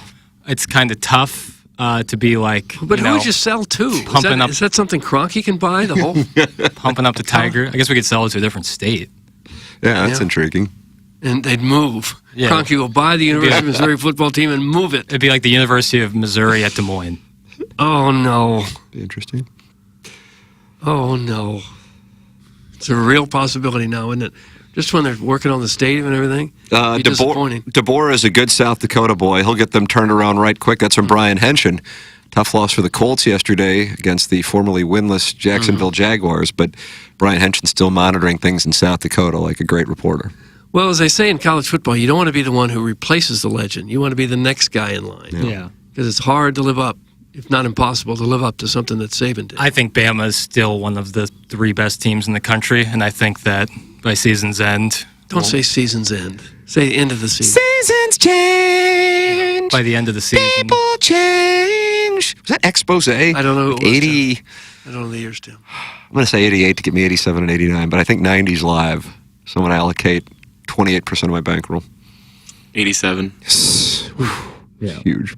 I just think that with, like, at the end of the year, like, we'll be talking in the Final Four, we'll be like, can you believe this Bama team lost at Vanderbilt? Like, I don't think it's going to be a case where, like, Bama falls off and either misses the playoffs or gets an early outing. Like, I think they are as good as advertised. It's just, like I said, like, when you get punched in the mouth like that, it's tough. Stop saying punched in the mouth. But that's truly what it is. That's what I've always wanted Mizzou to do this year. And I thought they were going to do it against A&M. You get the first drive, you get the first possession, you throw the ball to Luther Burden, you go for it on 4th and short. Like, I liked what they were doing. Like, they were trying to punch them in the mouth. Stop saying that. All right, next time I'm going after you today, Doug. I thought the Texans were going to give me. Now it's all right. Sorry, you got me all riled up. Okay. There have been 2 teams that I think, but maybe you can correct me on this if I'm wrong, have looked dominant week in and week out of the games they've played. Texas and Ohio State. That's correct. Yeah. I think those are the one that like AP wise, they have to be the 2 best. But Texas will be put to the test. I mean, it's not like Texas and Ohio State gets their test, not their only test, but they get a test this weekend heading to Eugene. So one of the top 2 teams of the top 6 are going to have a loss no matter what. And then Texas still has, my God, that schedule. They've now, that A&M game at the end of the season, as they restore that rivalry, that has a totally different appearance than it did. They have Oklahoma in the Red River rivalry this Saturday. Then the following weekend, they have Georgia in Austin. A trip to Vanderbilt, who knows? Yeah. It looks different now. Yeah. Things probably not too different for their home game against Florida.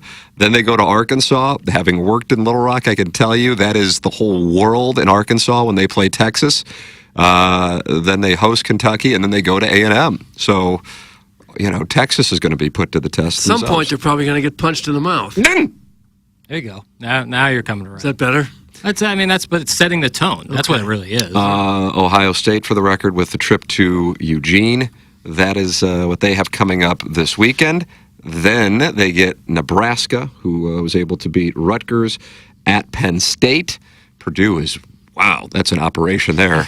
At Northwestern, and they play like in a soccer stadium or something? Yeah. Okay. And Indiana. Beware, Indiana. Google me. Google me. Here come the Hoosiers. And then they get Michigan. So, I would say Ohio State's schedule would be a little lighter than Texas's, comparatively speaking.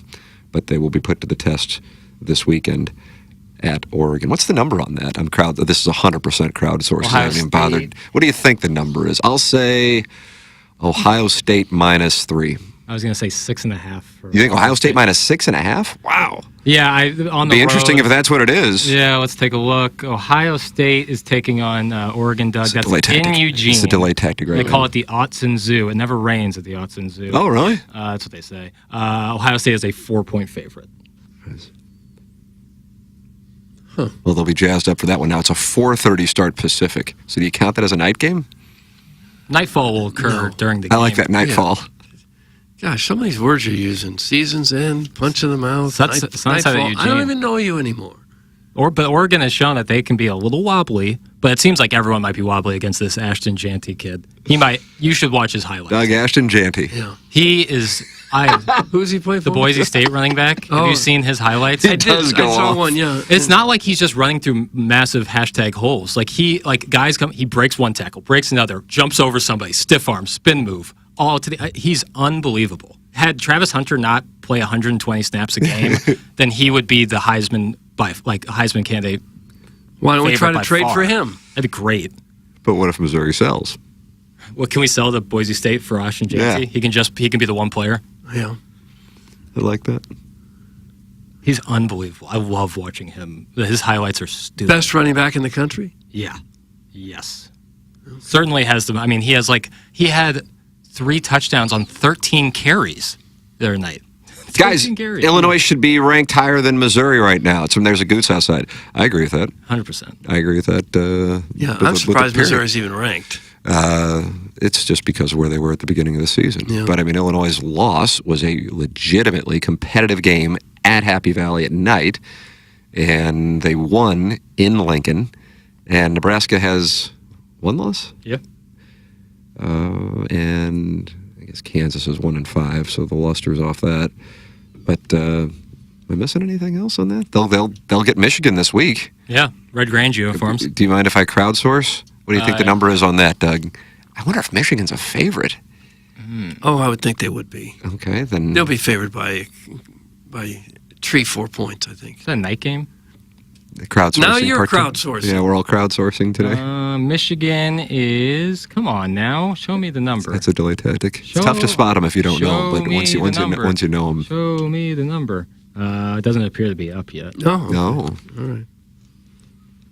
Still working on that. Yeah. Waiting to see if Okay. Elvis Gerbach's going to be available. You still with that outfit? Yeah. Jeff George. Be fun to watch those two Yeah, play. a couple of gunslingers.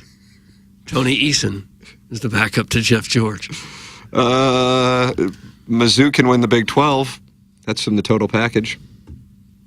How about Lincoln Riley going to the Pac-12 to avoid the SEC, gets added to the Big 10, and then gets boated by old PJ Fleck? Hey, we were on that one. Mm-hmm. I told it was. I said home dogs. A lot of Home dogs at this night. weekend. Yeah, Home dogs at night. And all of them. I think all of them covered. Cal covered. Cal definitely covered. Minnesota covered. won outright. Arkansas Arkansas won outright. What was another night home dog? You can be night home Arizona dogs, State Doug. maybe, or they. I don't know I'd be who surprised Arizona if they State were was dogs. playing. They were playing Kansas, Arizona State, Kansas. They won. Doug, you right were watching that at the wedding. You had everybody turn the televisions off. No, I didn't. Well, I was with my girlfriend. We were watching. I was like, all right, well, this USC Minnesota game's coming down to the wire, so let's just flip that on. That game was great at the end.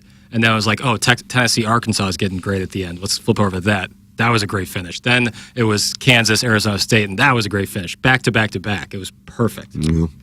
And I didn't stay up for the Cal. Doug did, though. Miami He was game. all hopped up. Yeah, I was not hopped. Have you eaten yet?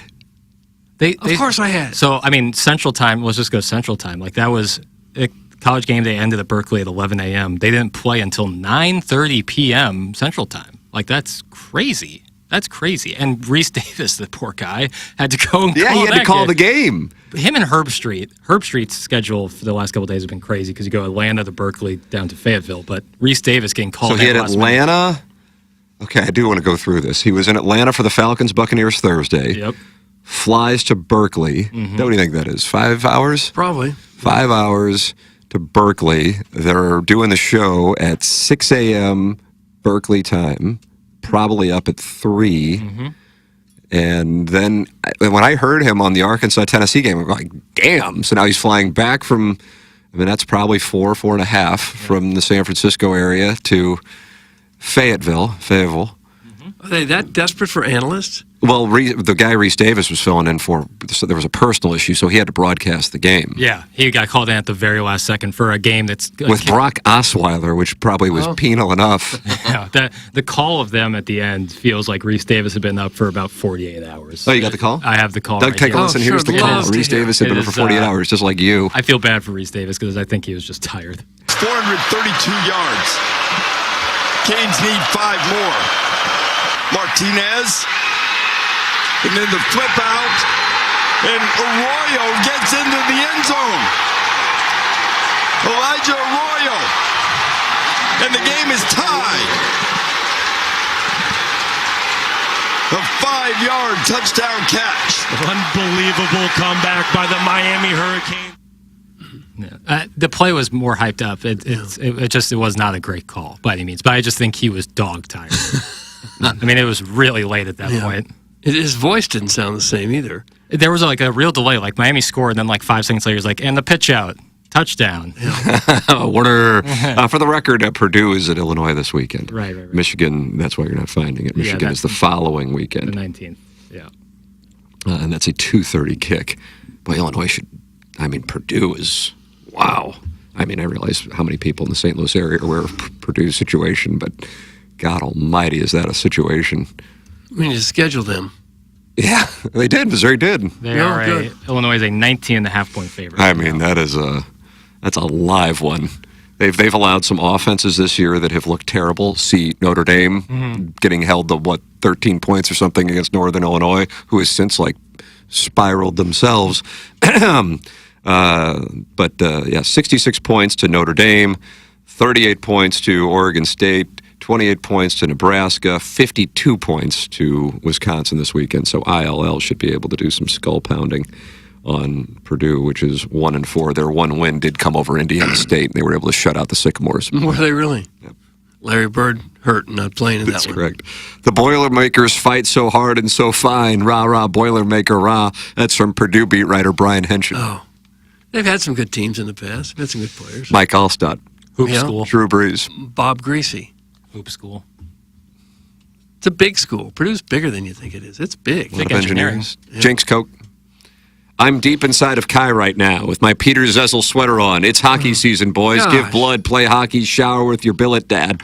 That's from the recovering alcoholic from Belleville and Webster Groves. That's right. Shower with your billet dad. Blues drop the puck tomorrow. I was going to say night, but of course it's afternoon. I think the season opens tonight, though. First games are tonight, right? I had my fantasy hockey draft last night, and some of my players are in action tonight. Oh, nice. How's the squad? It's okay, I guess. I had the 7th pick, so I didn't really get one of the superstars. You take Kyrou? I did late. Yeah, I like to take Blues late, just to keep interested in the league if I should do bad. That's why Jackson's not interested in the league. Oh, gosh. Did you pick Shattenkirk? No, he got away from me. Manny Legacy? No. Patrick Waugh? Missed out on him. I would have. He might be a first pick. What a real fumble in the draft. Yeah. Bad draft. Transform your story at Illinois Recovery Center. Illinois Recovery Center, the team believes in the strength of every individual's journey to recovery.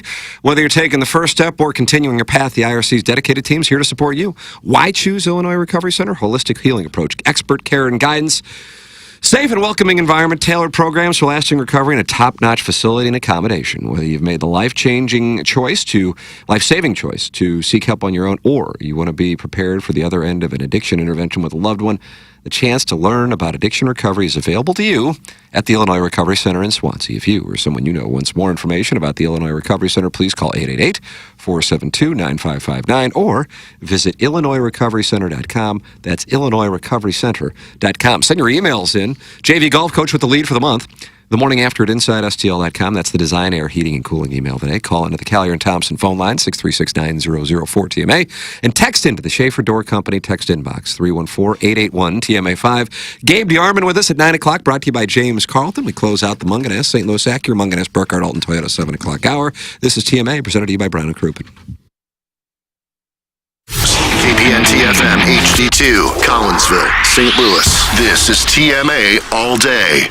Craving a fiesta for your taste buds? Welcome to Rosalita's Cantina, your ultimate Tex-Mex getaway. Indulge in their mouth-watering tacos, queso-smothered burritos, and the best chips and salsa imaginable. Dine in on their beautiful patio, majestic bar, elegant dining hall, or grab it to go. And don't forget to check out their location at Enterprise Center. No game or concert is complete without nachos and a margarita. Rosalita's Cantina, where the sunshine never ends. Learn more at rosalitascantina.com. The choice of a lawyer is important and shouldn't be based on an ad. If you're seriously hurt in an accident, you'll want all the money you deserve. That's called justice.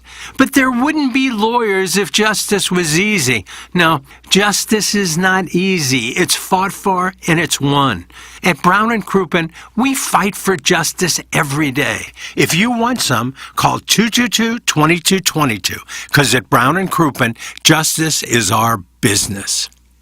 Hey, this is Tim McKernan, and I am here with Seth Goldcamp of Design Air Heating and Cooling, and I have been a long-time Design Air client. What separates you guys from everybody else? It's becoming more common for companies to just get their foot in the door. They try to come up with different ways to upsell. They try to see how much they can make off of a customer as opposed to, hey, we're in there to do a service. We're going to do it well. We're going to do it for a fair price. I don't know how many emails I have received from our listeners who experience the incredible customer service Design Air Heating and Cooling provides. It's Design Air Heating and Cooling, online at designairservice.com. There's nothing more important than the look and feel of your home. So now's the time to make your home your retreat. Replace your tired old windows and doors with Marvin replacement products designed to improve comfort and efficiency. Fisher Window and Door Store, a reputable local company, will guide you through the entire replacement process. Their experts will help you make the right choice for your home, and they'll measure, design, and install your new windows and doors. Hi, I'm Jim Fisher. Since 1941, the Fisher family has provided you with quality American-made building products, including Marvin Windows and Doors. Come visit one of our showrooms in Brentwood or East Alton, and let us help you increase the value of your home. Bring that distinct sense of quality to every room with Marvin. Visit Fisher Window and Doors' huge newly remodeled showroom in Brentwood or Fisher Lumber in East Alton, Illinois. Quality and comfort starts at Fisher Window and Door, online at fisherwindow.com.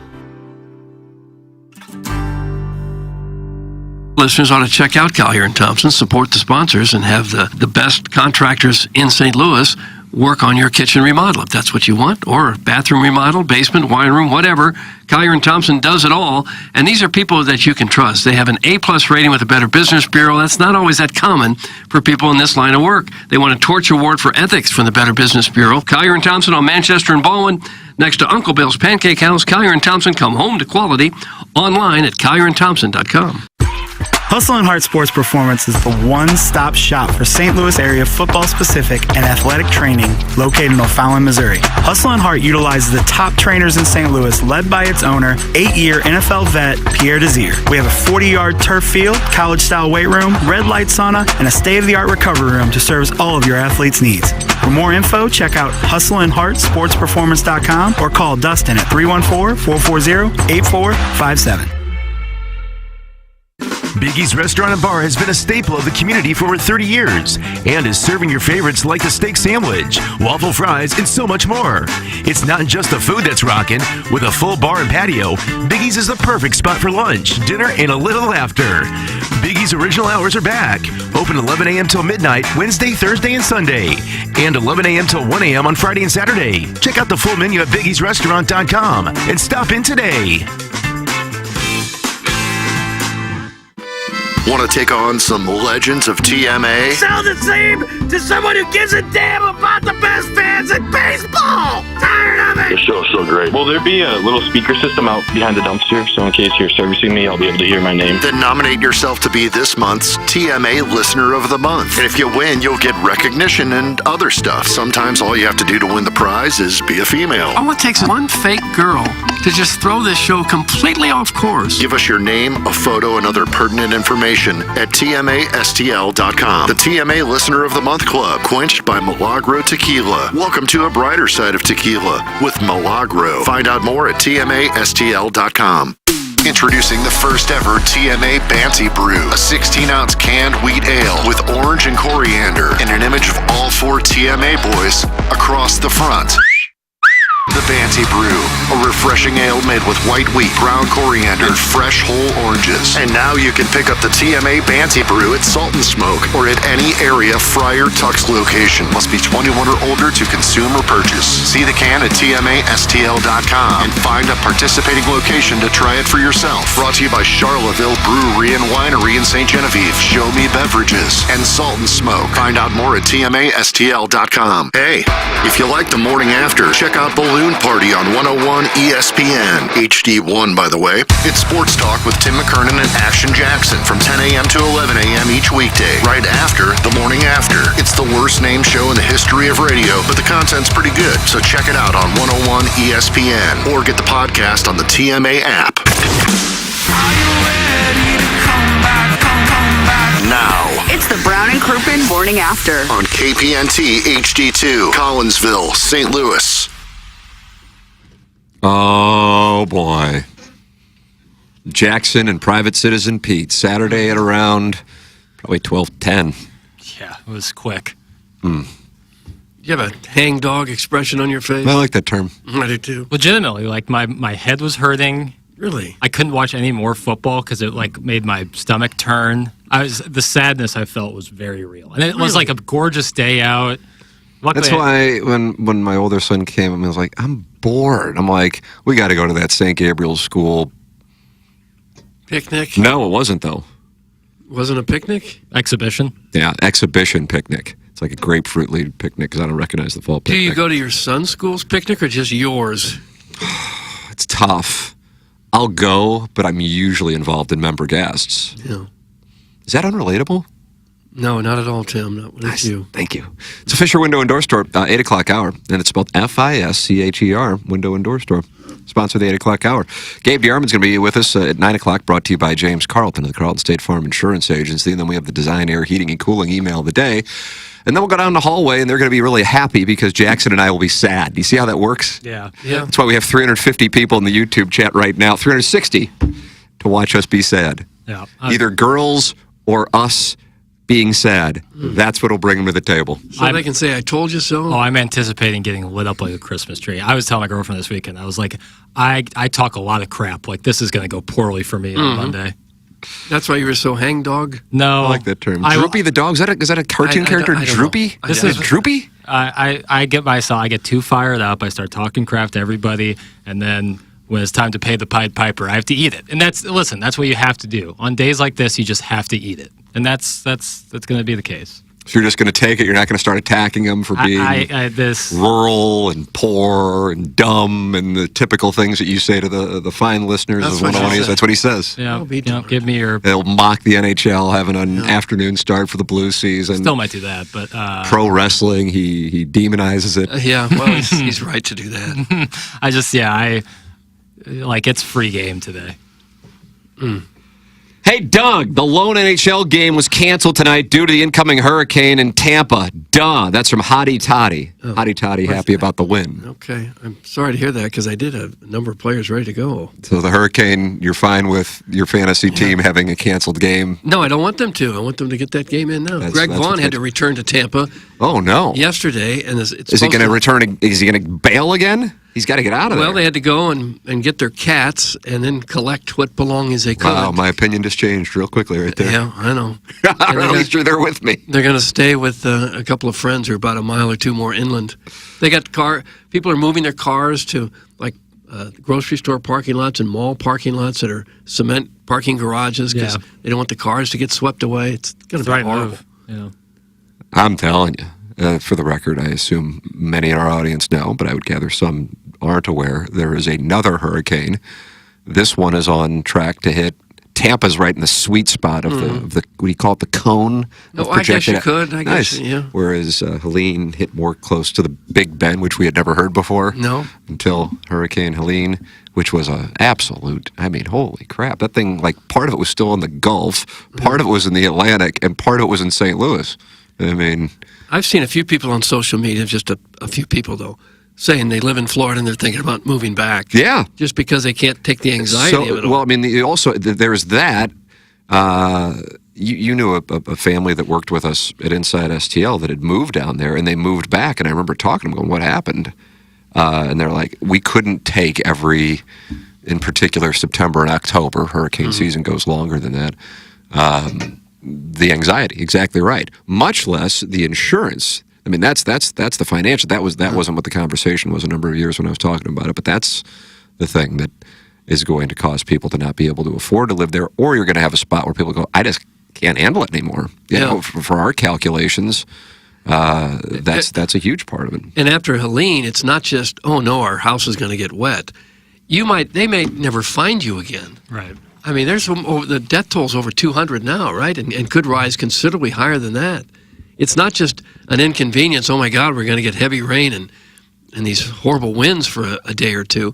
It's you may not live through it. Where we got married in 2011, it was on Sanibel Island, and it's still, it's been more than 2 years since Hurricane Ian, and it's not even close to being back. Not even close. And now Sanibel could be hit again. And I think at that point, a number of people go, okay, that's it. Yeah. You can't mess with it anymore. If you're going to live down there, live inland a little bit. If you're a 15-minute drive to the beach, isn't that okay? Can't you still take advantage of the beach just about any time you'd want to? Don't live close. Get inland a little bit. Move to St. Louis. Yeah, look at our weather. Yeah, look at this. Look at the next 10 days. I mean, you're going to be able to compress the golf ball over the next 10 days like a Corey Connors. I melted down my clubs after a poor performance at So Sunset they're Country Club now on Friday. not available because they've been melted I down. turned them into lawn charts. I'm just going to do that because I can't use them for golf clubs. Dangerous game, though. God, I was horrible. Oh, yeah. People would take jarts to the temple. Is there a reason you say with a J? Because that's how it was spelled. Oh, okay. In the process of selling my home in Hughes City, we had 2 offers from couples who live on the Gulf side of Florida. How about that? That's from Doug's work husband. I guess, Jackson, they are moving from Florida to St. Louis. Back here. They need a summer Doug, our property value is about to skyrocket. They need a summer spot. They need a summer spot. Chairman Stephen Wildwood says, I have 2 friends with complete lost cars, house, everything. Chairman Steve. And then they're not happy. Hey, morons! The NHL's already played 2 games in Prague. Nice knowledge. That's from the 314. Yeah, those are regular season games. I'd watch a hockey game in Croatia or Czech Republic. Yeah. Cool countries. You don't think they are, but you get there and you go, wow, these are beautiful countries. Yeah. Can I taste Jackson's tears? Also, can I taste Doug's taint? Hey, what? I didn't cry. Do you think anybody did? Yeah. Do you really? Yeah, if I was like a young kid, like I can understand crying, again, understand being, yeah. But, the LSU game, the Georgia game, there really wasn't a whole lot to weep about on this. Yeah, but this was a bullet to the head. But when your expectations or like your hopes, and justifiably so based on rankings and preseason expectations, were playoff, and you go out in your first road test and not only lose but get smoked, like does not look like you should be on the same team on the field. Punched then you're in the like, mouth. then what's real anymore? That's what I would ask. What's real anymore? Real? My God, you're despondent. Yeah, that's and listen, if I was 7 or 8 years old, I might have wept. I was an emotional child. Once you get to the point in life where you can see this is entertainment and not life and death stuff, then these games like this won't bother you so much. Yeah, but when my son came up to me and goes, I'm bored and it's such a nice day out. Why are we inside? I go, yeah, I gotta get my priorities in order here. I'll go to the St. Gabriel exhibition picnic. Then I'll sit there and I'll have booze and I'll watch college football. It was like a fall training picnic. Yeah. It was a perfect day for it. It was gorgeous. It was glorious. It was a good time. Just sat there and watched college football with my family. And my dad sporadically bet, On the Irish? Irish, I think, had a bye week, if I'm not mistaken. I said, hey, go with Arkansas. Go with Arkansas. So I counseled him correctly on Woo Pig Suey. Home night games, underdogs. Doug, I think if we just allocated, I don't know, something responsible, like 50% of our net worth on those, we might be able to get out of this thing within the next decade. Why would teams play so much better at night? I don't know on that. I don't have an explanation. It's just, it strikes me as being the case. And I have no idea why that is. I guess the crowd could be more boisterous. They've had all day to get liquored up, but that shouldn't affect the play on the field. But they're all there, they're charged up before the game starts. An 11 a.m. kick, you might have people funneling in as the kickoff's going on or even later, and they're usually not as charged up because it's still technically the AM. But when you're in the PM, you've been drinking all day, tailgating all day, you had all day to look forward to it. You're in the building half an hour early, and it's charged up. But that's the fan experience. If you got to block the guy in front of you, you don't care how much the guy had to drink in the 12th row. But if you're I'm just saying, I don't know. The data could actually show this is completely wrong. It's not like I've done some kind of study on it. But that was my reasoning for being on Cal, Arkansas. Who else were we high on? Minnesota. I guess Washington also, but Michigan's obviously a different deal this year. But Washington's not good at themselves. What was the other one you said? Oh, Minnesota. Yeah, Minnesota against USC. Absolutely. Because then that atmosphere can play. We saw Missouri deal with the atmosphere in College Station. Now, that was an 11 o'clock game, but once Texas A&M started going, they just rolled downhill on them. So, it's not like it can only happen at night, but when you're a 17, 18-year-old, I don't think you necessarily have the psychology that is as strong as, say, a professional usually has.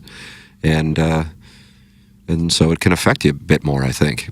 Speaking of which, by the way, Nick, so he's Castellanos, the quarterback for Boston College is Castellanos. I don't know why, but either way, Bryce Harper was Castellanos, played a role in saving the Phillies season, most likely anyway. They go back to Queens 1-1 after their comeback last night.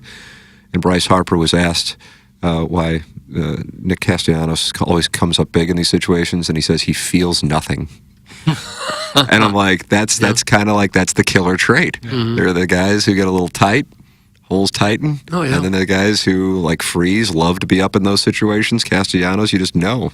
You know, he had the home run last night. I mean, I'm talking like people know what I'm talking about, but the Phillies came back against the Mets.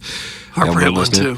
And then ripped one down the line to win it after the Mets had come back and tied it in the top of the ninth inning. Meanwhile, they were throwing things at Jerks and Profar in Los Angeles last night as Mike Schilt's team heads to San Diego with that series tied at 1 apiece. I liked that Profar move. Of what? Robbing the home run and then just staring at the crowd and talking smack. Yeah, Tatis was like, he's like air dry humping the crowd out there. They fooled Mookie Machado and Flaherty screaming at each other. Yeah. It's been a good, like, I had That no was interest. I mean, as far as rivalries go in the LDS, that's perfect. It's like regional. It's like a good NHL playoff series. You got two teams in both LDSs on the National League side that really hate each other. It's good entertainment. It'd be fun to see those go 5. And Doug, hopefully for St. Louis's sake, the Royals can win and the Chiefs can win in one night, and that would mean a lot here. It's our team. You know. They threw baseballs at Profar too, didn't they? At some point, Yeah, they had to stop the game. That is Mike really, Schilt not happy. He ran out there. No, that is really dangerous when you start throwing things at the players. It's kind of amazing, really, big picture, how well behaved American sports fans are. When you go to see all these stadiums on a Saturday with 70,000, a lot of them drunken fans, very young fans, emotional, and you can see all the baseball games that are played, hockey. Fans in this country really are remarkably well behaved when you consider how few incidents we have involving millions of people. Yeah, relatively, yeah, because you look at some of the things that go on in Europe, and it's crazy. Yeah, it's insane Throwing what they do. flares on the field. Yeah. The things they say to the players in Italian soccer. If Mhm. the thing they say to black players is disgusting. Yeah, relatively, it's We rarely have an incident like that. it's pretty tame. And in this case, the player kind of egged it, got it started. Yeah, with but some obnoxious behavior. I really liked faking out the fans with catching the ball and then staring. I mean, Mookie Betts was rounding the plate. They were shooting off fireworks, and Jerks and Profar had the ball in his glove the whole time. I loved that. I went to a game once years ago, like in the 70s. And I remember Ed Goodson of the San Francisco Giants hit a fly ball to center, and it might have been Willie McGee. So I guess it wouldn't have been the 70s. But whoever the Cardinals center fielder was, leaped over the center field wall and brought his glove down, and everyone thought he'd caught it. You couldn't really see the ball. Everyone, including Ed Goodson, who rounded first base and then went back in the dugout. And then the center fielder showed his glove. He didn't have it. It was a home run, and Goodson was called out right. for Oh, wow. leaving the field. Wow. How about that? What a move. Yeah. Hey, it's the Fisher Window and Door Store. 8 o'clock hour. This hour is brought to you by Fisher Window and Door Store, providing you with quality American-made Marvin windows and doors. Visit their showrooms in Brentwood or East Alton, Illinois, or online at fisherwindow.com. That's FISCHER window.com. Fisherwindow.com. Sponsor of our 8 o'clock hour here on TMA. Gabe DeArmond coming your way in about 17 minutes. You're welcome to ask questions. Hold him accountable. Really is what I think this should be about. 314-881 TMA5. That'll be in the Schaefer Door Company text inbox. And Gabe is presented every Monday on TMA by James Carlton, every Friday on TMA by James Carlton. So that is coming your way here in about 17 minutes. Schaefer Door Company sets aside times on Monday mornings. If your garage door spring breaks over the weekend, all you got to do is go to schaeferdoor.com, and they have time set aside to go out there and fix it right now. SCHAEFER door.com, or you can call or text a number they set up specifically for our TMA listeners, 636-782-3608. It's going to get you the quickest response time. They service all kinds of garage doors for service and new installs, and they have this Monday morning standby service for the doors that break over the weekend. They service commercial doors as well, so if you run a business or a warehouse with big, tall doors, Schaefer is experienced in these types of jobs. It's schaeferdoor.com, SCHAEFER door.com, or call or text 636-782-3608. Schaefer Door, a Clopay Master Authorized Dealer, schaeferdoor.com. Doug, more fun with audio. The game that really matters for Missouri is War Dam Eagle, and good news, Hugh Freeze is still not happy with his players, and his post-game press conference is So I get a taste of what we have to come here in 12 days in Columbia, Missouri for homecoming. Here is the Auburn head coach following the loss to Georgia. All right, let's hear it, Jackie. Go back to that 4th and 1, your conversation with Peyton after, I guess, did he have an exploit? Was it just kind of a busted play? What was his perspective on what happened there? Yeah, he absolutely didn't go with what we had called. You know, Peyton's a thinker, and he knows football, and he decided to try to run some type of zone read there, and I think everybody was a little confused, but we definitely weren't on the same page there, and I should have used one of our timeouts there when I saw things were going awry, but that's something we've got to learn from, and again, we've got to coach better to where that's really not an option in that moment in time. That was a big drive, man. We were moving the ball, and so we've got to talk through that one and make sure that doesn't happen again. War Eagle. At least he didn't use any foul language. Yeah, sure fine. Peyton's a thinker. I like that. Shane Beamer wasn't happy with Hottie Toddy, and he felt like Hottie Toddy was out there faking injuries. Take a listen. I hope they're okay. It's remarkable to me how many, maybe it's something and listen, I got my own problems. We just got our butts kicked 27-3, but it's fascinating to me how many injuries occur for them after the opposing offense makes a first down or has a big play. And you go back and watch the Wake Forest game. It happens a lot to the same guy. You watch the Kentucky game. It happens a lot. So certainly we'll look at the tape, and I know there's a review process as well, but it's, again, I hope those guys are well and they're great players, and, Sounds like he's talking about a soccer game. Don't worry, I've got some soccer audio coming momentarily. Okay. All three of Joey Zanaboni's calls from the farewell to the 2024 campaign coming your way momentarily. Okay. So Hugh Freeze not happy with his own quarterback again. Shane Beamer's not happy with Ole Miss players faking injuries. Kirby Smart's not happy with Georgia fans following the game. It was a great victory for Georgia. Tell you what, it was hot out there today, Shock. And if anything, to be honest, I'm a little disappointed. And I'm probably disappointed in our fans for the first time that I thought there was, a lack of really affecting the game, crowd noise-wise, passion and energy. And, hey, it was hot, but our players got full pads on, helmets, pads, and it's hot out there. And they're pushing, trying to have a home field advantage like we've had when we've played against teams. And I can't get crowd noise. And that's frustrating for me, so I just be honest about it. I think we got to do a better job as fans. And I know I got to do a better job as a coach, but we need these fans to support us, and these players need them behind them. All right. Kirby Smart's not happy. I don't know that you can blame the fans for not cheering loud enough, can you? Hold them accountable. I'm surprised the coach even hears that with his headset on and talking nonstop. I'm surprised that would even be much of a factor. Yeah, it was really hot. And how hot was it? Hot. It was. Gosh, that's not a good answer. I'll tell you what. Kansas played Arizona State. It was 105 degrees on the field before kickoff. Oh Lord. Yeah. That's almost. We got to cancel the game. Hot. Yeah. No, definitely. And so, if it's that hot in Scottsdale or Tempe, how hot do you think it is? And doesn't Arizona State play at that dome in Glendale? No, they play at Sun Devil Stadium. Yeah, Sun Devil Stadium. Don't you think they would want to if it's that hot? Cuba Gooding Jr. had a great catch. I've been to that Sun Devil Stadium. There's half of it that looks into the sun. You can't sit there for a game. You can't do it. Mountain of America, something like that. But yeah, they play outdoors. So does Arizona, pretty sure. Yeah. Well, that's a whole different area there, Tucson, right? Yeah, they're in Tucson. I don't think that's as hot as Phoenix. I don't think. Maybe I'm wrong. So we got Hugh Freeze not happy with his quarterback. Shane Beamer's not happy with Ole Miss faking injuries. Kirby Smart's not happy with the Georgia fans. And Lincoln Riley's not happy with a reporter following Lincoln Riley losing to Minnesota on a Saturday night. Jamil, did you feel like that last touchdown they got in for Minnesota? No, don't ask him that. Don't ask him. Next question. On the 3rd and 4. Who cares what he says? Like what, player's opinion? Let's ask a more professional question. No, gosh. Sorry, the audio sucks, but someone just recorded it from their phone. Okay, it was hard for us to hear that and make. Don't ask him that. Who cares what he thinks? That was Lincoln Riley when jumping in before his player could answer the question as to whether or not Minnesota got in the final 30 seconds of their victory over the Trojans. Well, they're a little testy when they lose. But that is what people want to know. Those are the kind of answers that the fans want to know. Did he really get in or not? Most of them just survived a hurricane, you Richard. That's from Stephen Wilder. I think he's talking about the Georgia fans. Yeah, that might be what he's talking about.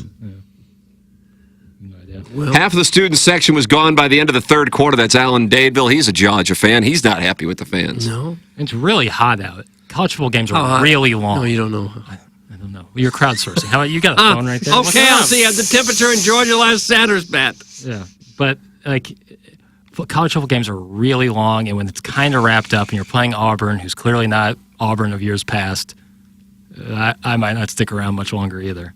I just heard a toilet I flush did right too. next to us, and that's brought to you So by hot. Schaefer Door Company, SCHAEFER door.com. Yeah. Thanks, Jason Goswell, for sponsoring the toilet flush. Bad. What are you looking up, bro? I'm looking up the weather in Georgia on October 5th. God bless it. You're the only one who seems insistent to find out the real temperature. Well, you said it's hot. Is that like they couldn't live through it or Do you something? think they're lying? Do you think they're? No, I just wondered how hot was it? Was it 100 degrees? I bet it was hotter on September 5th when they played, and he wasn't mad about the crowd then. All I can get is an It average. got up to 86, Doug. Okay. It's not hot. Yeah, that's tolerable. It's not too hot for football anyway. Not too hot for Georgians. I wouldn't think. Well, in another month it'll be too cold. Maybe they're just bored. Probably.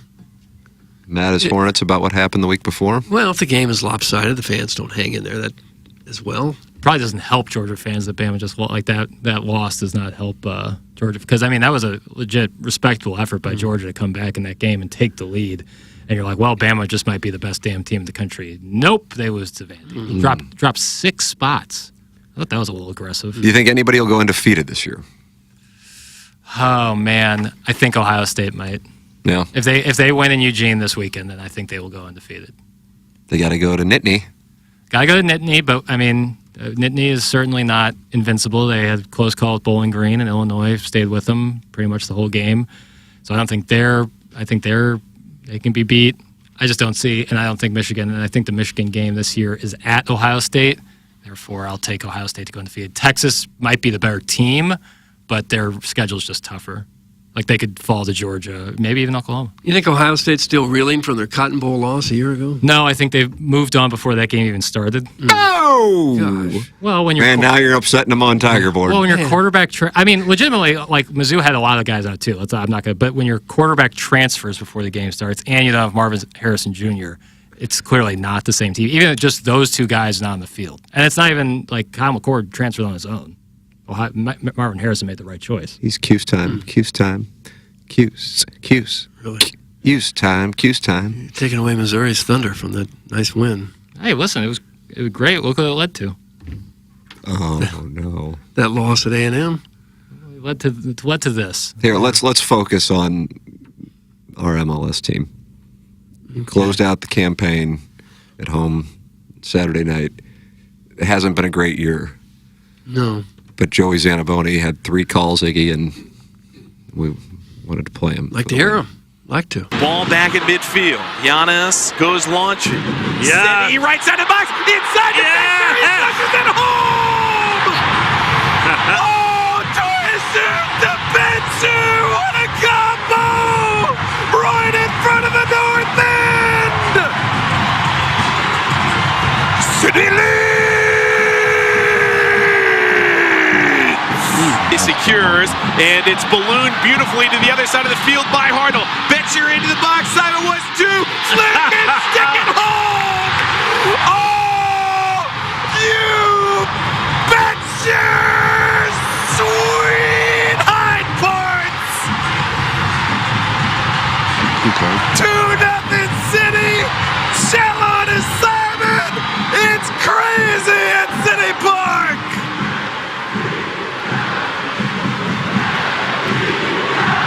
Hartle from the end line, swoops one back post, Ezerwinski waiting, checks it down and rolls it home! Well. Jake Nerwinski, a pool cue home, City 3, Houston nothing. With that. You bet your sweet hind parts. Is I like what he that. said at one point? That analyst is pretty good. He just laughs before. Go ahead, play all three again. He laughed before. Oh no! At every goal. Well. Was that him too? The only issue I have, I love his enthusiasm, is that I can't really tell what he's saying a lot. He's yelling so much, I'm not really sure what happened. Gabe. That's more like the cadence I would appreciate.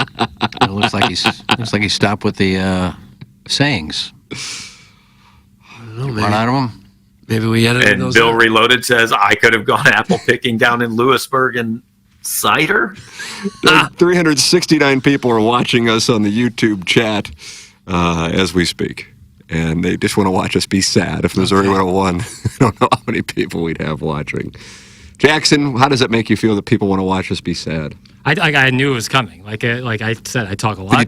Did you tell Private Citizen Pete while you guys were watching? Oh, he knows. He knows. He listens to the program every day. He knows I talk a lot of crap, and this was coming. Like, people love when Mizzou loses. Like, there's obviously like a big portion of our audience who loves the Tigers and went to Mizzou or has always grown up Missouri fans, but those who don't tend to really enjoy when Mizzou loses.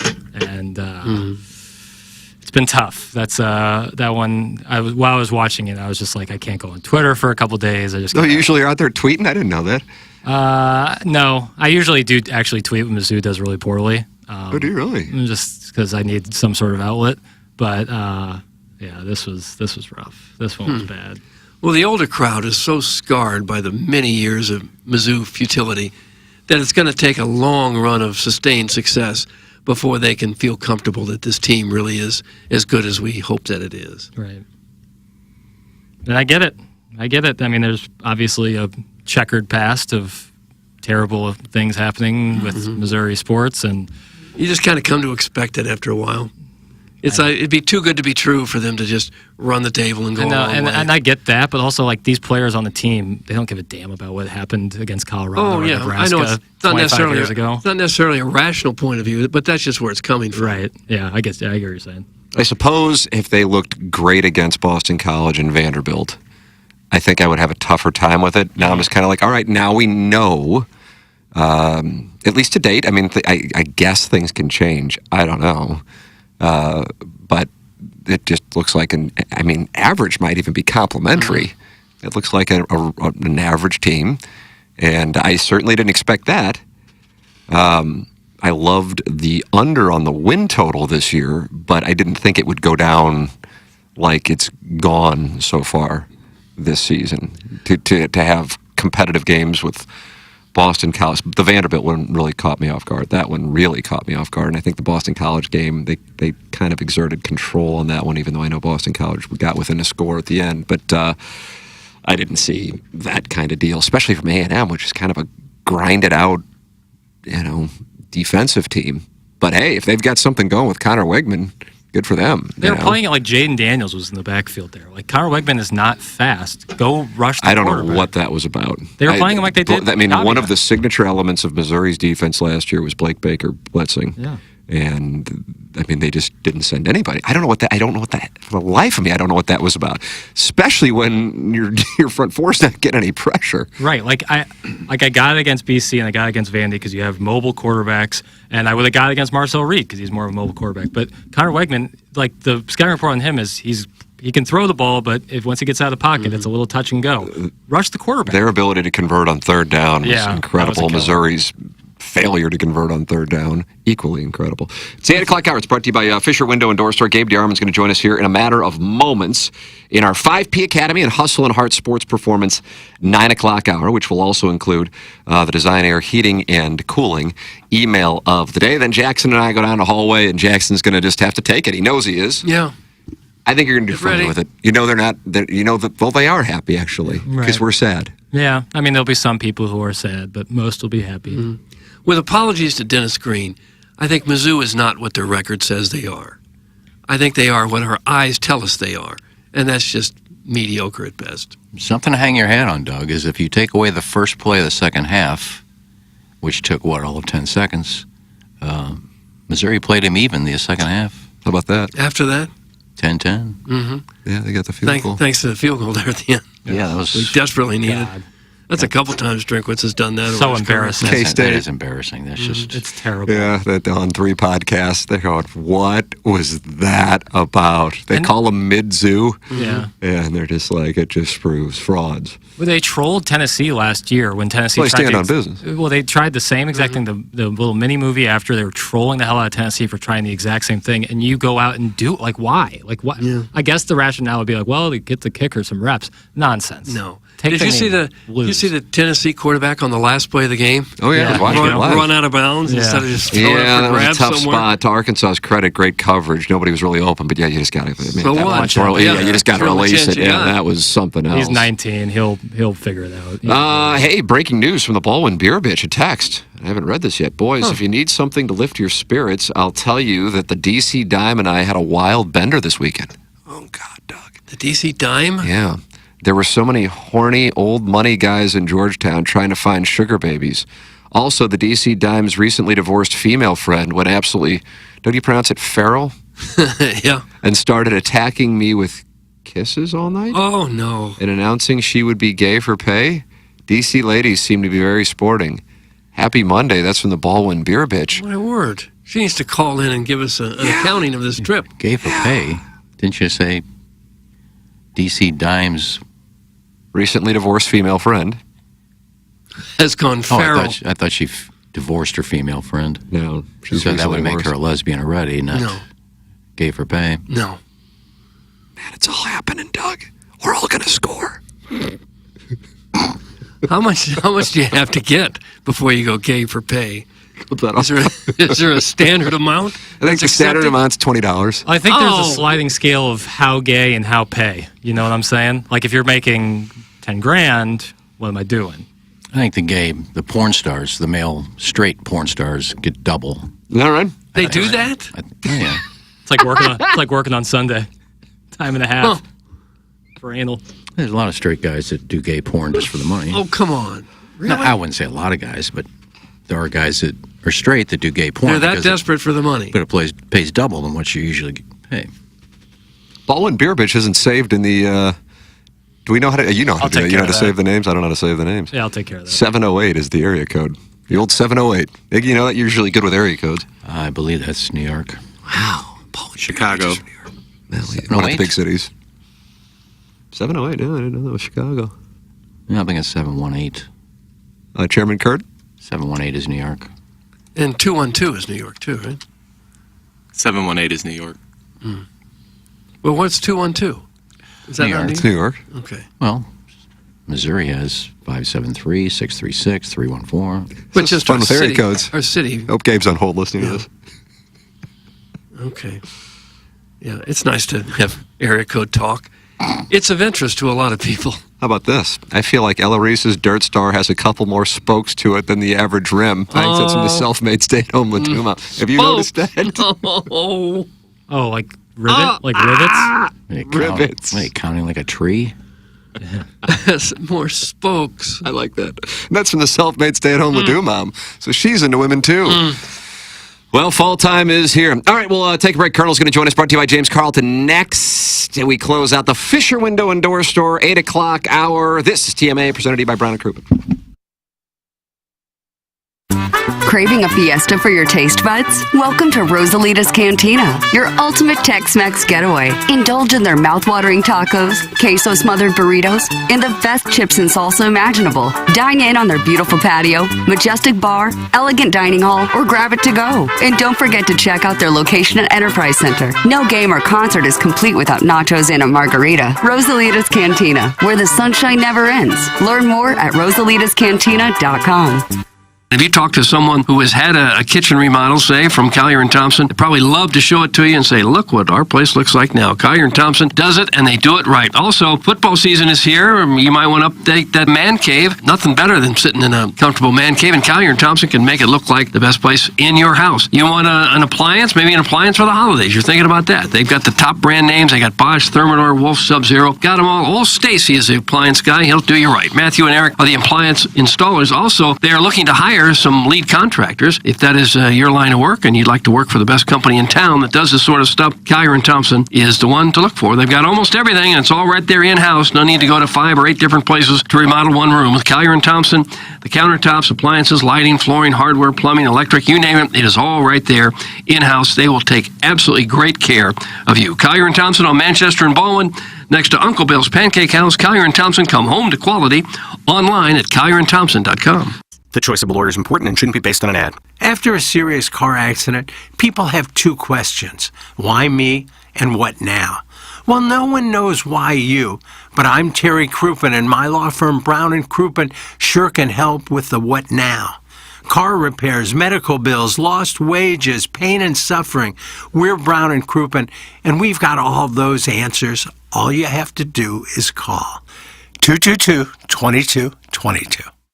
Ready to step your game up to the next level? 5P Academy is the place for any high-level 8 to 18-year-old football player. Based in O'Fallon, Missouri, we have national travel, 7-on-7, and flag football teams with professional coaches. Pre-registration for our 2025 season tryouts in November is open now. Come be a part of the championship-winning 5P family. For more details, email info@5pacademy.com or call Dustin at 314-440-8457. Billiken Nation, this is your head coach, Josh Schertz.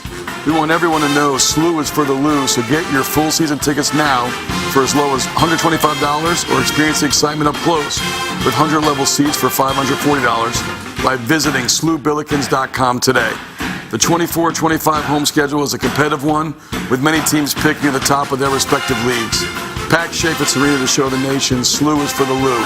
Buy your tickets now by visiting SLUBillikens.com. Hey, this is Tim McKernan. I regret not managing my finances better in my 20s and my 30s, and now I see how crucial it is for achieving major life goals. Mark Hannon with Evergreen Wealth Strategies helps everyday people every day with their finances, discussing cash flow, liquidity, investments, insurance, and tax-efficient strategies. No matter your financial planning stage, Mark will boost your confidence and keep you on track. Learn more at evergreenstl.com. Equitable Advisors, LLC, member FINRA, a broker-dealer and a SEC registered investment advisor. Equitable Financial Advisors and MI. Evergreen Wealth Strategies is not a registered investment advisor. It does not provide tax advice. Hey, this is Tim McKernan, and I am here right now with James Carlton of the Carlton State Farm Insurance Agency. I made the switch to start working with you, James. It couldn't have been easier to make that switch to start saving money. Well, I appreciate that, Tim, and we appreciate your business. Yeah, this is the time to save money. My goodness, we're all feeling it at the grocery store, at the gas pump, etc. So if you've noticed that your insurance rate has gone up, I want to stress how easy it is to get a proposal from us by going online at carltoninsurance.net. Carlton State Farm Insurance Agency online at carltoninsurance.net. Biggie's Restaurant and Bar has been a staple of the community for over 30 years and is serving your favorites like the steak sandwich, waffle fries, and so much more. It's not just the food that's rocking. With a full bar and patio, Biggie's is the perfect spot for lunch, dinner, and a little laughter. Biggie's original hours are back. Open 11 a.m. till midnight, Wednesday, Thursday, and Sunday. And 11 a.m. till 1 a.m. on Friday and Saturday. Check out the full menu at biggiesrestaurant.com and stop in today. Introducing the first ever TMA Banty Brew, a 16-ounce canned wheat ale with orange and coriander and an image of all 4 TMA boys across the front. The Banty Brew, a refreshing ale made with white wheat, ground coriander, and fresh whole oranges. And now you can pick up the TMA Banty Brew at Salt and Smoke or at any area Friar Tuck's location. Must be 21 or older to consume or purchase. See the can at tmastl.com and find a participating location to try it for yourself. Brought to you by Charlottesville Brewery and Winery in St. Genevieve, Show Me Beverages, and Salt and Smoke. Find out more at tmastl.com. KPN-TFM HD2, Collinsville, St. Louis. This is TMA All Day. Come back now. It's the Brown and Crouppen Morning After On KPNT HD2, Collinsville, St. Louis. What's it going to sound like when this is being played in the fall foliage in Amherst, Massachusetts this Saturday at 12 Eastern? Minutemen, here we come. Minutemen will fold their tent. They won't want anything to do with this. They are honoring Lou Rowe and Marcus Camby at halftime. Really? Yep. Marcus Camby could play, man. It'll be fun. That'll be fun to see.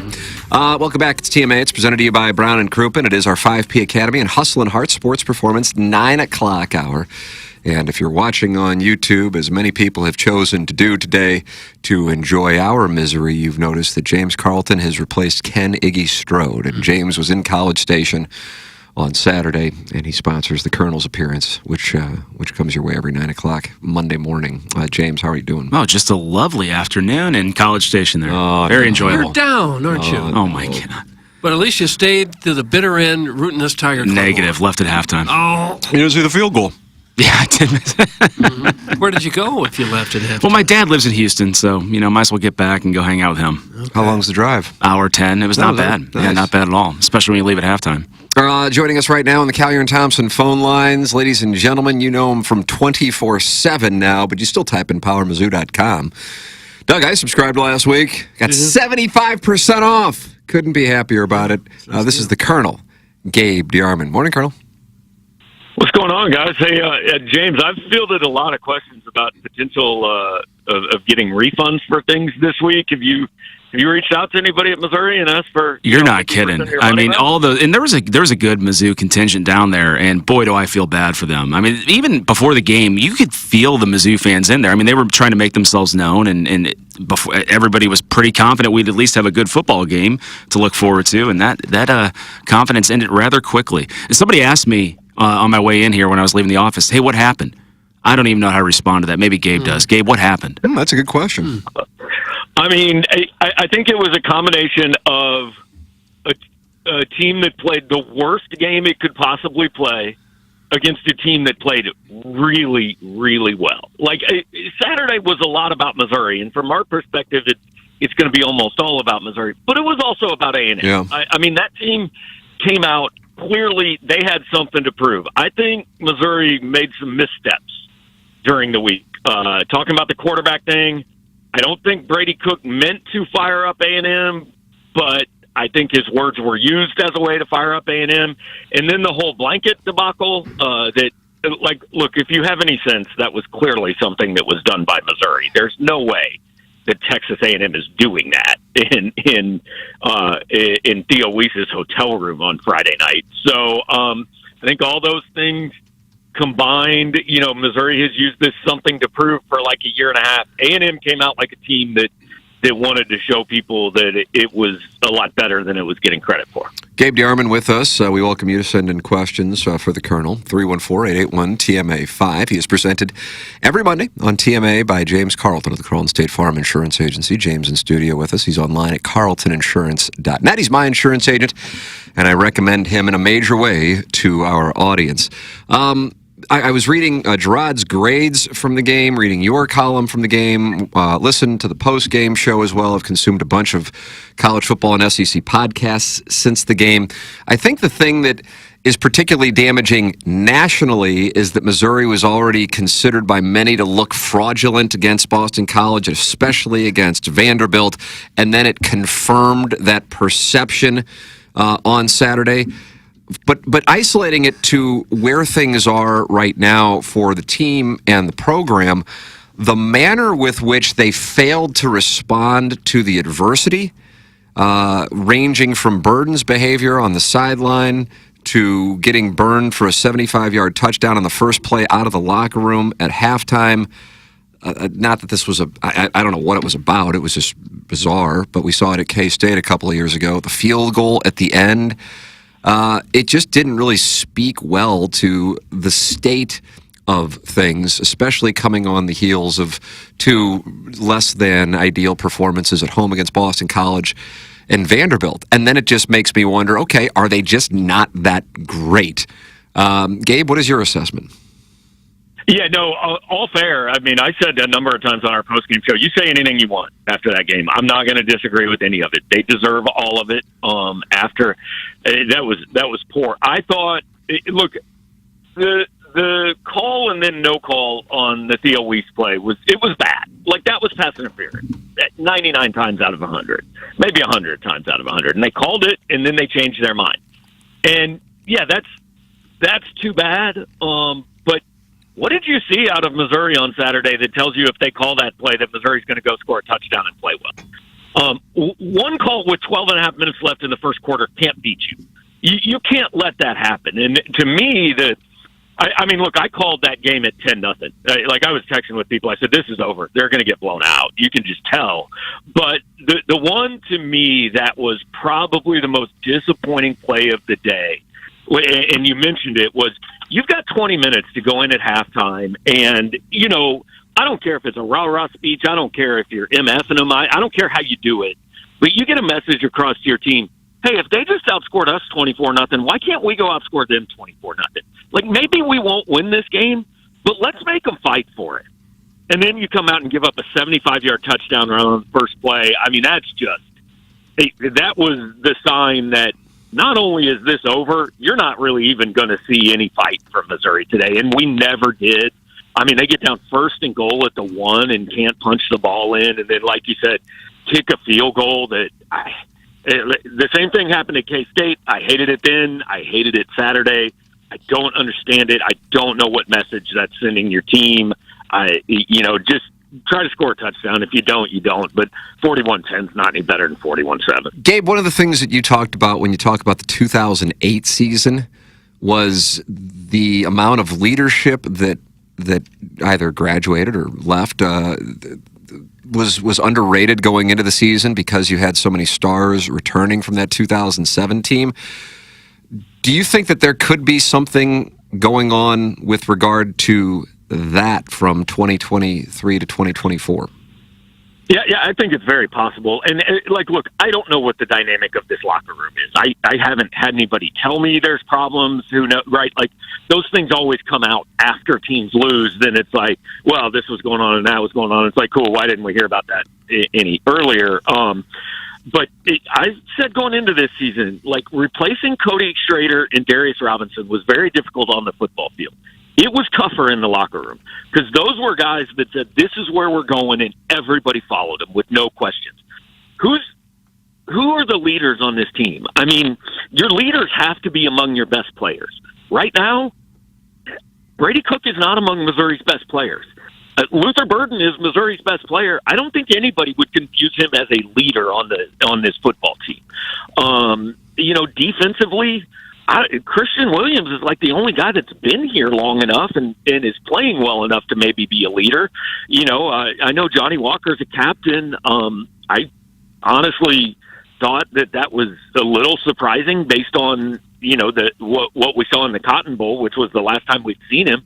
But hey, everybody speaks highly, says he's really matured and all that, so that's great. But he hasn't played all that well this season, so you've got to have a combination of somebody playing well and also having the personality to get other guys to follow them. And we're going to find out who that is on this team, or if that exists on this team. This may be a bit of a reach, but was there anything at all that went well for Mizzou? Any positive at all you could find that maybe they could build off of? No. I mean, I can't tell you 6 plays that Missouri did well on. I mean, the stunning part was it was every snap. It was get the ball on offense, go backwards 6 yards, throw an incomplete pass, somebody's in Brady Cook's face. Get on defense. They averaged, if you take away the 2 drives at the end of the game where the A&M absolutely didn't try to move the football, they averaged 9.5 yards a snap. Wow, nice. I mean, that's a first down almost every time you snap the ball. No, nothing went. Blake Craig made a field goal and an extra point. Good for him. I guess we had people on the grade card arguing, why did special teams get thrown in? They deserve to be. And I said, when you're grasping at a group that was involved on like 8 plays of the whole game, should have gotten a B and not a D, we're talking about things that don't matter. Yeah, no punts blocked. That's good. Yeah, you have that going for us. And for the second game in a row, this is odd. 0 turnovers by either team for Mizzou. Yeah. That's a little odd. I didn't go to journalism school, and Doug likes to hold that above my head a lot. Yeah. I didn't play football. We all look down on you. So take this for what it's worth. But when you have the co-SEC Offensive Player of the Week, the prior game he played, of course, and he had 2 carries in the first quarter. 2 carries. That's a problem. Yeah, no question. I don't know if it would have been better or not, but it always amazes me when teams get down like 10-0 or 17-0, and there's 45 minutes left in the game, and they say, well, we can't run the ball. It was a panic. There's 45 minutes left in the game. the way to win that game clearly wasn't to have Brady Cook drop back and throw, because when he was throwing, it wasn't complete, and he often wasn't throwing because he was running for his life. Yeah. I mean, that play wasn't going to work, so maybe try something different. I thought, and I said it, I wrote it, and I don't back down from it at all. Of all the things to hate about that game, and it's pretty much everything, I thought the coaching staff deserved more blame than anybody. I mean, the offensive game plan, they finally threw the ball deep. Brady went 3 for 10 on passes over 20 yards from the line of scrimmage, and it was only that good because he had the 59-yard meaningless touchdown to Theo Weiss on a busted coverage. I mean, we went from why won't they ever throw the ball deep to we're just going to throw the ball deep on every play, despite the fact we're not completing any of them. And then defensively, and I'm going to ask Drinkwitz this again on Tuesday because he was asked on Saturday and he didn't answer it. I want to know which quarterback they prepared for, because that looked like a Marcel Reed game plan with Connor Wegman at quarterback, and they never changed it. Yeah. I was curious on a defensive side of the ball also, Gabe. Well, Brady Cook was running for his life, and I agree, no Nate Noel, or very little for that matter. Blake Baker made his money in Baton Rouge by blitzing in Columbia, Missouri, and when the Tigers went on the road last year. And considering Connor Wegman isn't going to be running all over the place, he sure did on Saturday. Yeah, I mean, they certainly allowed the lanes for him to run on Saturday. I just was surprised that they weren't, once it was clear they weren't going to be able to get pressure with the D-line, that they didn't blitz. And I thought that was a very odd game plan, considering what was going on in the secondary. Yeah, it looked again like they planned for one thing and that thing didn't happen, and they just didn't know what to do.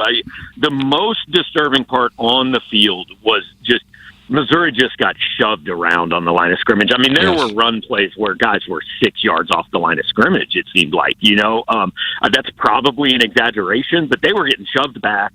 Offensively, I mean, the left side of the line was Brady got pressured on 45% of its dropbacks on Saturday.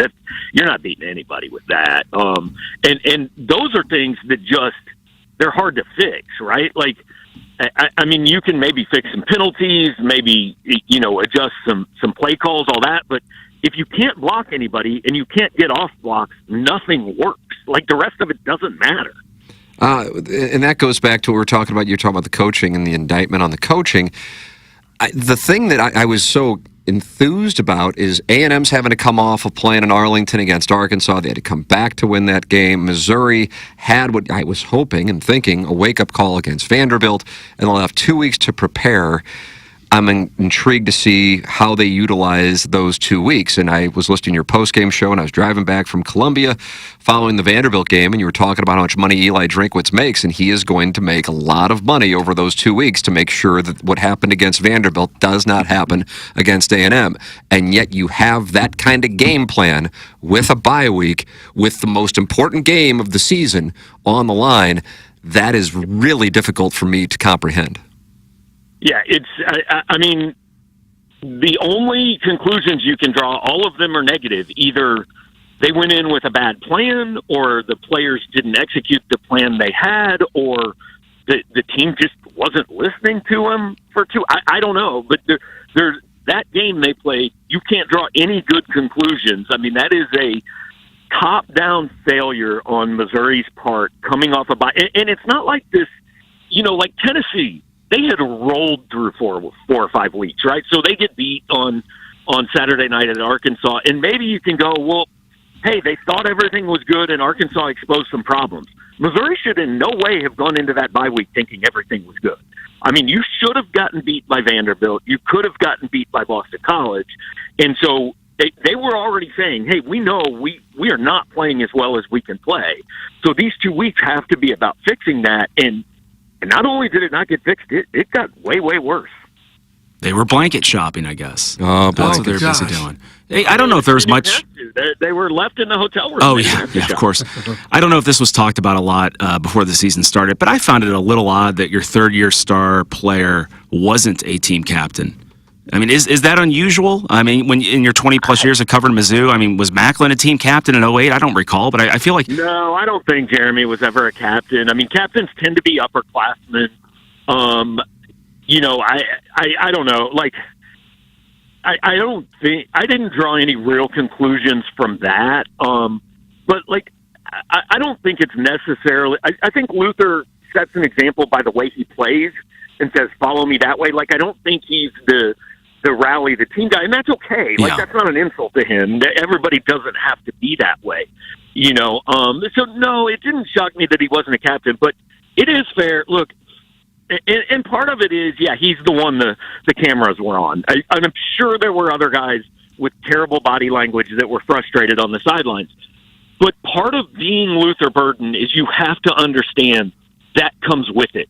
The cameras are going to be on me because outside of Columbia, Missouri, and maybe even inside of Columbia, Missouri, when people think of Missouri football right now, they think of Luther Burden, probably even more so than Eli Drinkwitz. So, you know, it's kind of like if you go back to maybe my worst experience covering Missouri, the Michael Porter Jr. year, like it was 95% about the one guy that wasn't playing and 5% about the guys that were. Well, the cameras are going to be on you on the sidelines. And I'm not saying, look, I know like Trevor Lawrence had a blow up with one of his receivers on the sideline, Gabe Davis yesterday, and that's fine. That happens in football. Like, hey, you should be mad about the way they played, but also you have to understand how often those cameras are going to be on you. And maybe he learned a lesson from that on Saturday, because I don't really remember that being the case before. It even reached a point on Saturday where I thought, do we just have a Luther cam here? Like, I get it. He's mad. The body language doesn't look great, but this is like a sideshow to the game, and it seemed over the top to me. And what about Cook? When a lot of people see him struggle this year after being so good last year, they have to wonder, is he hurt? Is he banged up? What are your thoughts on that? You think he's okay? It's a fair question. They're never going to tell us. I mean, I'm going to ask tomorrow, and they're not going to tell us, even if he is. And he has taken a step back from last year. But if you go back and look, he had that stretch from Kansas State to LSU where he averaged something like 375 yards a game, 10 touchdowns, 1 pick. I mean, he was lights out in those 4 weeks. He was a game manager the last 7 games of last season. And they went 6-1, and he deserves credit for doing exactly what they needed him to do. Right now, they need him to do a little more than he's doing. And to me, yeah, the passing is obviously a concern. He's the quarterback, but the running just isn't there. And Kirby Moore seems to think he has a running quarterback, and I'm just not at all sure he does. You think they'll stick with him no matter how well he plays the rest of the way? There's no way they'll sub him out, will they? Yeah, I don't think so. I mean, I can tell you, I don't know if Saturday changed anything or not. I can tell you I had some conversations after the Vanderbilt game when the people were starting to make this noise, and it was not at all a consideration, and it was, this is ridiculous. Why would we do that? So I doubt Saturday changed that. You know, he's the starting quarterback. Also, is Drew Pine going to change this thing? I mean, I don't think that's the case. And Brady's play is an issue this year. There's no question. He would admit it. We've said it over and over, but we can't get caught up. Like, nothing else was any good either. Like, I don't know who you put. I don't know if you put Patrick Mahomes at quarterback if Missouri wins that game on Saturday, because everything else was also that bad. Yeah. Gabe, did Cook talk after the game? No, I believe it was Weiss and Christian Williams. They're 2 of the other team captains, and whatever. I mean, Brady's not going to say anything anybody else isn't going to say. Like, he talked last Tuesday. He has talked more than anybody else has this year. I know that there are some people who are in the media who are making a big deal out of that. I don't know. I think most of the noise I've seen being upset about that, I have not seen those people at games. So, I don't know why it matters who talks if you're not there to talk to them anyway. Oh, I don't even know. I was asking through the lens of I was curious what he had to say. I don't know. Is there something going on that I'm not aware of? There's some media very upset that Brady Cook is not talking pretty much every day. Doug, is your Twitter again? I've been furious about it because you know how often I get up there. You actually do go to a lot of games. I go to the games. Yeah, I don't cover much anymore. I was just curious of what his perception of the. He didn't talk. We may get him Tuesday. I kind of doubt it, but we might. I don't know. With regard to the UMass game, I know that is just it's comical at this point. They should score 40-plus points. If they don't, actually, that might be eye-opening unless there's some kind of terrible weather in Amherst. But then the homecoming game, which I think at one point, I know when I was talking to you on Friday on 101 ESPN, said, yeah, that's an 80% win. Now I feel like it's, I don't know, 50%? I don't know. Yeah, this is going to be significant for what the rest of the season looks like, much less Tuscaloosa the following week. But we're talking about at home against Oklahoma, at South Carolina, Mississippi State, you would think would be closer to Amherst than College Station. And then an Arkansas team that, has been in the lead in all 5 of their games in the fourth quarter, but is only 3-2. Yeah, they've got 7 games left. They can win all 7. Alabama just lost to Vanderbilt. So, yeah, I could see Missouri beating Alabama. Do I think it's likely? No, but certainly possible. They also have 5 games they can lose. I don't think they can lose this weekend, and I've got a hard time seeing them being able to lose to Mississippi State. But I think that Auburn game now determines where this thing goes, right? Because if you lose that game, we can still talk about, there's a path to get where you want to go. Even though Saturday was awful, there's still a path, mostly because everybody else, 14 of the top 34 teams in the country lost. I don't know if anybody's actually any good this year. So, hey, 11-1, you're going to get in. 10-2, you're still going to have I think 10-2 now, you have a better shot to get in than you might have at 10-2 before everything that happened Saturday happened. But, you're not even close to that right now. Right now, it's can you go beat Auburn? And if you do that, hey, then you go to Alabama. Everything's on the table. You reset. And, you got that Alabama, Oklahoma, South Carolina stretch that's really going to determine your whole season. You lose to Auburn, all this is off the table. Then we reach the point that we reached after that Texas game, or after the Oklahoma State game in 2008, which is your goals are done. Do you still have the pride to keep playing for something that maybe would have been viewed as a disappointment, which will be, a 9-win season or maybe even 10, but not a playoff season? Because if you lose to Auburn and you got blown out by A&M, you're not going to the playoff.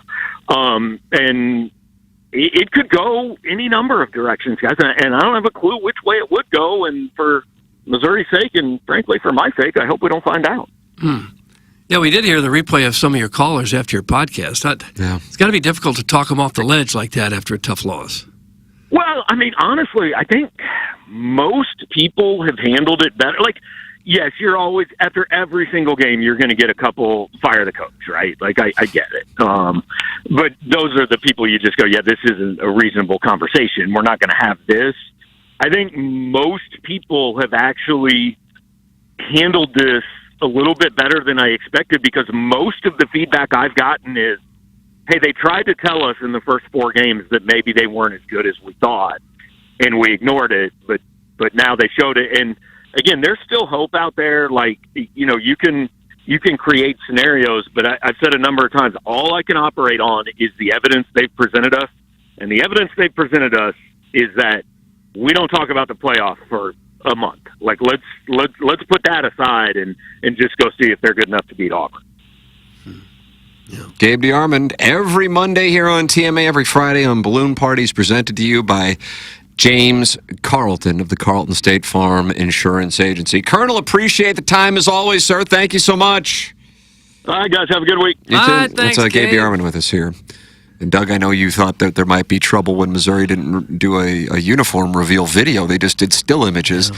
They're undefeated when they do a video, but they're 0-1 when they do still images. And wear horrible white uniforms, white helmets. Give me a break. That's not Missouri. I watched the Cowboys play the Steelers a little bit the other day. Same uniforms both teams have been wearing for 50 years. Good enough for them, not us. We got to switch. We got to wear costumes. White uniforms. White helmet. Not the case. Not what it should be. Where's the black Block M helmet? You want to win some football games? Dress appropriately. Tired of it. You could have gone pumpkin picking. I could have gone pumpkin picking and cider. James, any thoughts? Because you were in College Station. You got to experience it. Great stadium. I love that stadium because it's big, but you're kind of like stacked on top. So even I'm on the 300 level, which isn't the top, but it's up there. And I had a great view of that game. And not a great thing to watch, but it is what it is. I have very little optimism. I mean, the one thing I had a ton of confidence in was Mizzou's defensive line. And Moss came in with 3 touchdowns on the year. He had 3 on Saturday. Nice. He came in averaging about 3.8 yards per game. He averaged about 9. Nice. So I have no confidence on the defensive line, the part of the team I think I had the most confidence in heading in there. So I don't know what to think about it. And Coach Drinkwitz, I mean, between the really odd response all week about who was going to play quarterback, didn't you find that odd? It almost felt to me that he was like daring Elko to play Wegman. I agree. I didn't think that was a sincere response. And Wegman looked great. I mean, all day, right? But I mean, there was a play. The one good play Mizzou had on defense, Dalen Carnell he's on the first drive, sniffed out a screen and took it from like a 2nd and 5 to a 3rd and 8. And so, I mean, they can get the momentum back, get the ball back. That was a great play, right? And Wegman just threw a rope. Yep. I mean, just put it right on this guy, and it was just downhill from there. Yeah, it was. You're exactly right. Yeah. It was that Pride nearly had an interception, just kind of waited for it to come to That's him. it. Yeah, go get it. Go get it, right? Yeah. I mean, that could have changed it a little bit, but what were you saying, Doug? Now, Williams Winery, he's on the team, right? I think so.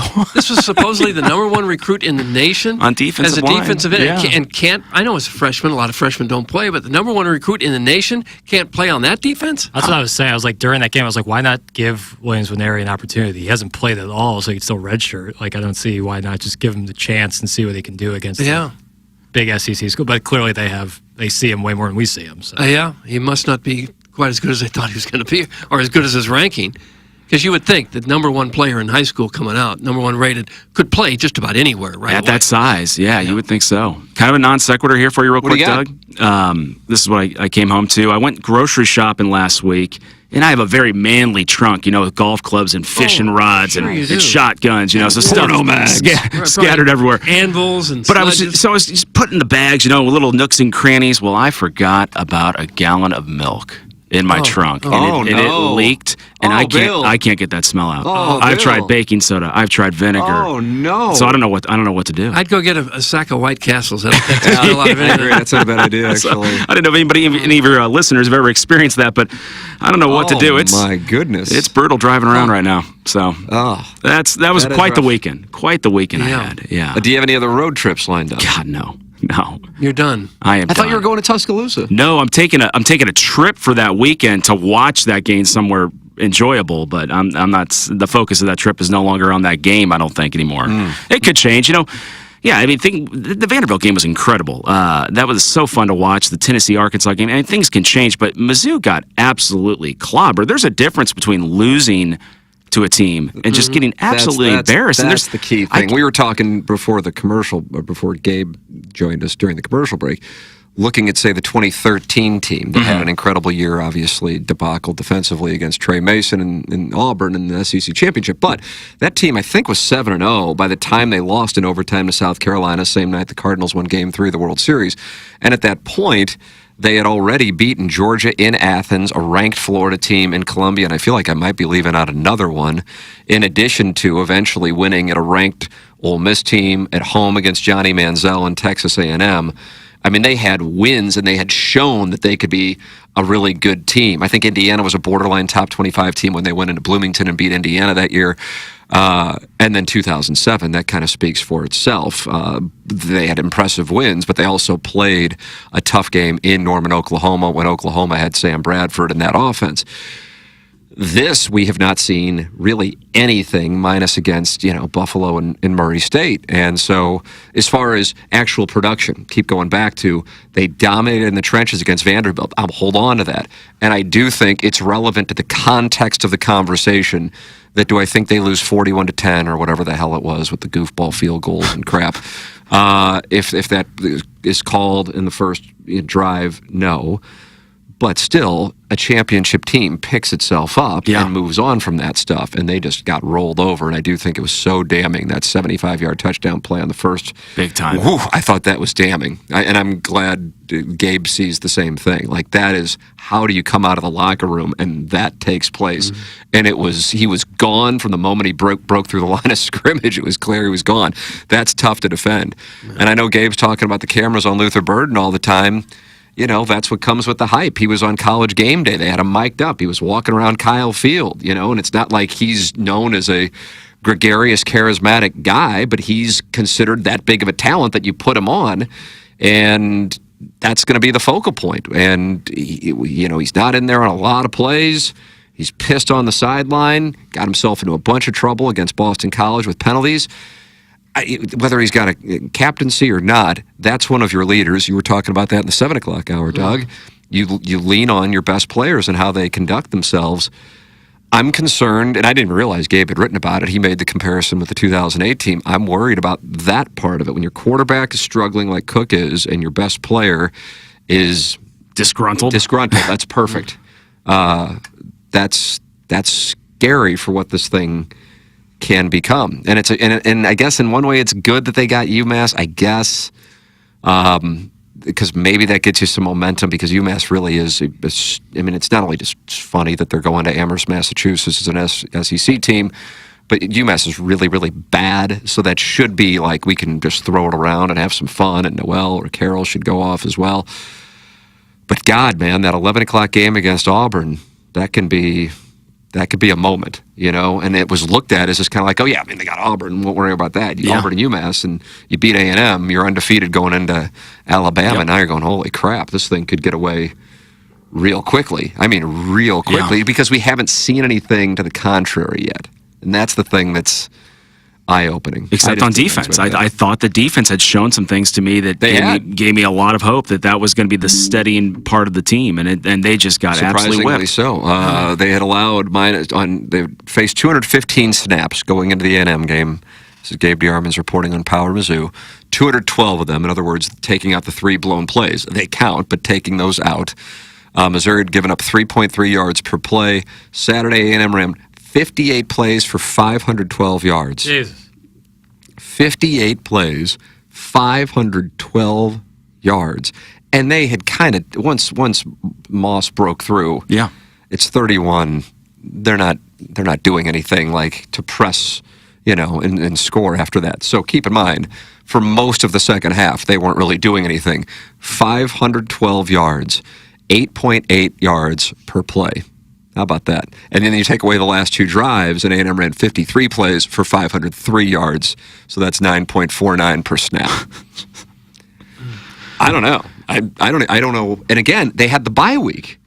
Yeah, and I remember watching that Notre Dame game, and I was thinking, Connor Wegman looks like one of the worst quarterbacks I've ever seen in my life. And on Saturday, he was lights out. Now, he had all day, and that's a big part of it. He only threw it 22 times, but he only had 4 incompletions. And he had 276 yards. And he also was able to run for 33 yards. Didn't have a touchdown, too. How about that? What a fun fact for no one tell, considering... I did not realize that. I think you should stop leaving the games at halftime. It's on me. Pull yourself up by the bootstraps and go get your dauber down, insurance guy. I'm going to get back to the tape as a fan, and I'll be better. Okay. Ladies and gentlemen, that's James Carlton of the Carlton State Farm Insurance Agency. He's online at carltoninsurance.net. Mentality...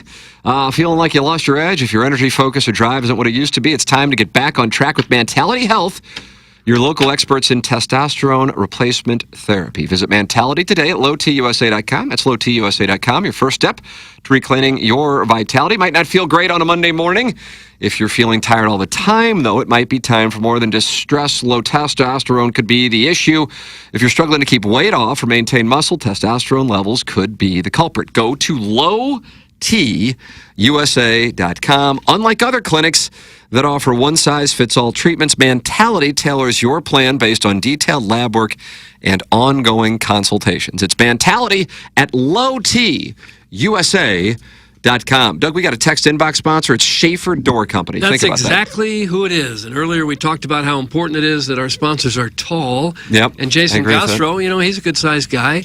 That means he runs a darn good That's door right. company. Yeah, there's a correlation. There absolutely is, because you got to be tall, I guess, to fix the doors. Right. He's not NBA tall. He's a good-sized gentleman, and he'll get your door Yes. fixed up. And if he's not tall enough, they've got people that work for him that are taller. Yeah, and they are still hiring. So if you're somewhat tall, I don't know what the height restrictions are, but if you'd like a job with a great company, Schaefer Door is right there. They service all kinds of garage doors, and they do new installs with LiftMaster. LiftMaster garage doors are strong, quiet, and versatile. You barely hear the garage door going up. Ah, yes, they go up. Ah, yes, they go down. That's what they're supposed to. If they don't, you give them a call. They've got that Monday morning standby service for the doors that break down over the weekend. If you run a business or a warehouse with those big, giant garage doors, tall servicemen are especially important then. Schaefer's experience in those jobs as well. Big enough to get any kind of job done, small enough that when you call them, you're going to talk to a person, and they will get you taken care of. Toot sweet. Like Go to that. SchaeferDoor.com, SCHAEFER, SchaeferDoor.com, or call or text 636-782-3608. Schaefer Door is a LiftMaster partner. How are your choppers, boy? Well, my chompers, I guess, are okay for now. Oh, I can hear that. Yeah, let's Doesn't go that Blues hurt? Watches. Doesn't that hurt? a little Let's go Blues. bit? Okay. I heard it then. Let's go Blues. Tomorrow, 3:30 against the Kraken, Mhm. 1:30 Pacific. Jackson's going to talk about that. That might be his only defense mechanism today. They're waiting for him in Balloon Party. To become a hockey fan? I like watching your mouth, bro. Oh. Yep, think about that. Talk about your choppers with 100 West Dental and Dr. Brandon Pryor.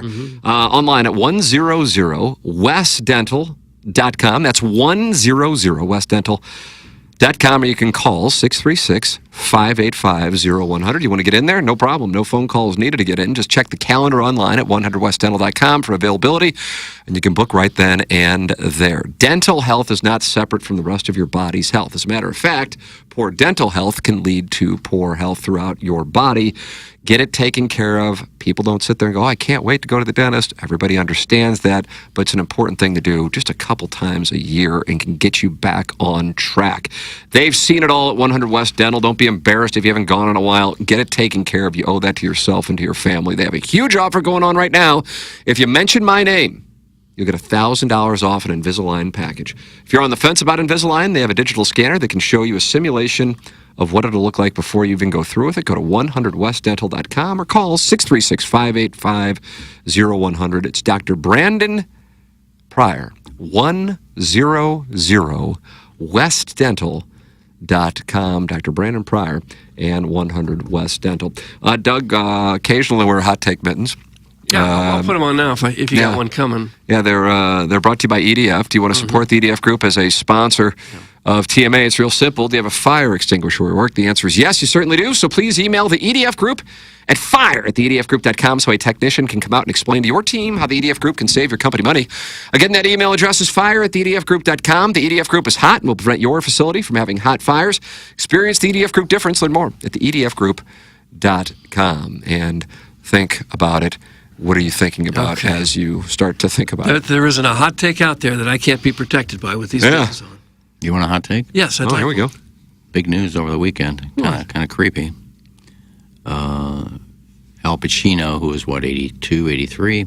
Doug, how old is Al Pacino? I don't know. I don't know how old. Dating a 32-year-old woman who he had a baby with. But she was spotted with 68-year-old Bill Maher leaving a hotel. This is like spill the tea time. Yeah, so she's cheating on an 83-year-old man with a 68-year-old man. Well, just because they were walking out of the hotel doesn't mean they were doing anything. Early in the morning, Doug, walking out of a hotel. Okay. What were they doing in the early morning in the hotel? You'd have to ask them. Coitus? Al Pacino's going to join us on Balloon Party. To get any of the three on would be nice.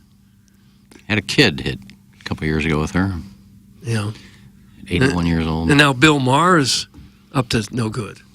Looks like it. Growing up in the hood. Okay. He had a great Conference most wanted 91. He had a great interview with the Hawktua girl. Oh, God. Not really. It was creepy as hell. What did she have to say? Anything? Did she have opinions on the world events? Comings and goings and goings and comings. She has no opinions on anything. Okay. He said she should do a podcast talking about sex.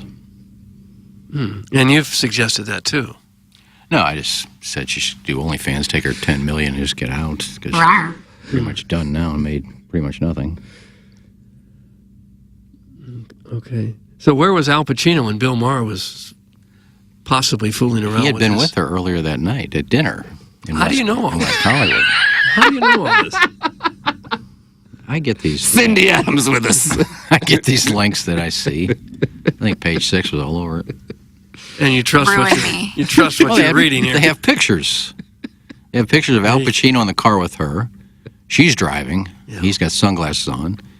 And then there's a picture of Bill Maher and her. He's driving and she's waving. Who would have known to take the picture of them driving? Well, those paparazzi just hang out at that hotel all night. They follow Bill Maher around? They're at the hotel and they just take, just like they all hang out at the Ivy, take pictures. They go to the hot spots. Oh, I'm gaslighting you. No, I'm just telling you what I saw. I didn't gaslighting anybody.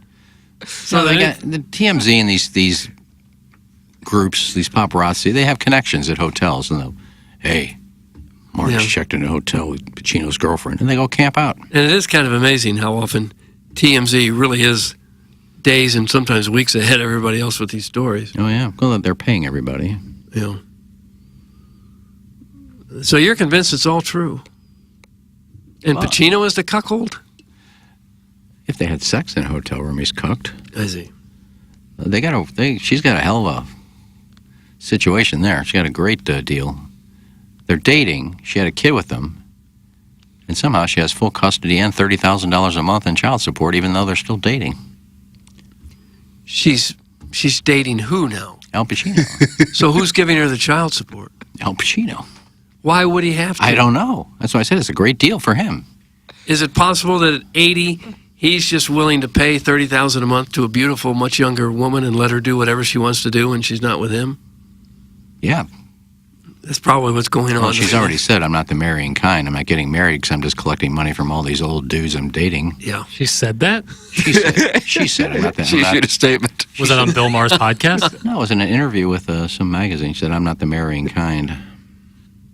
One time I shot like a cuckold scene with like my dad and my dad brother. and Bill Maher.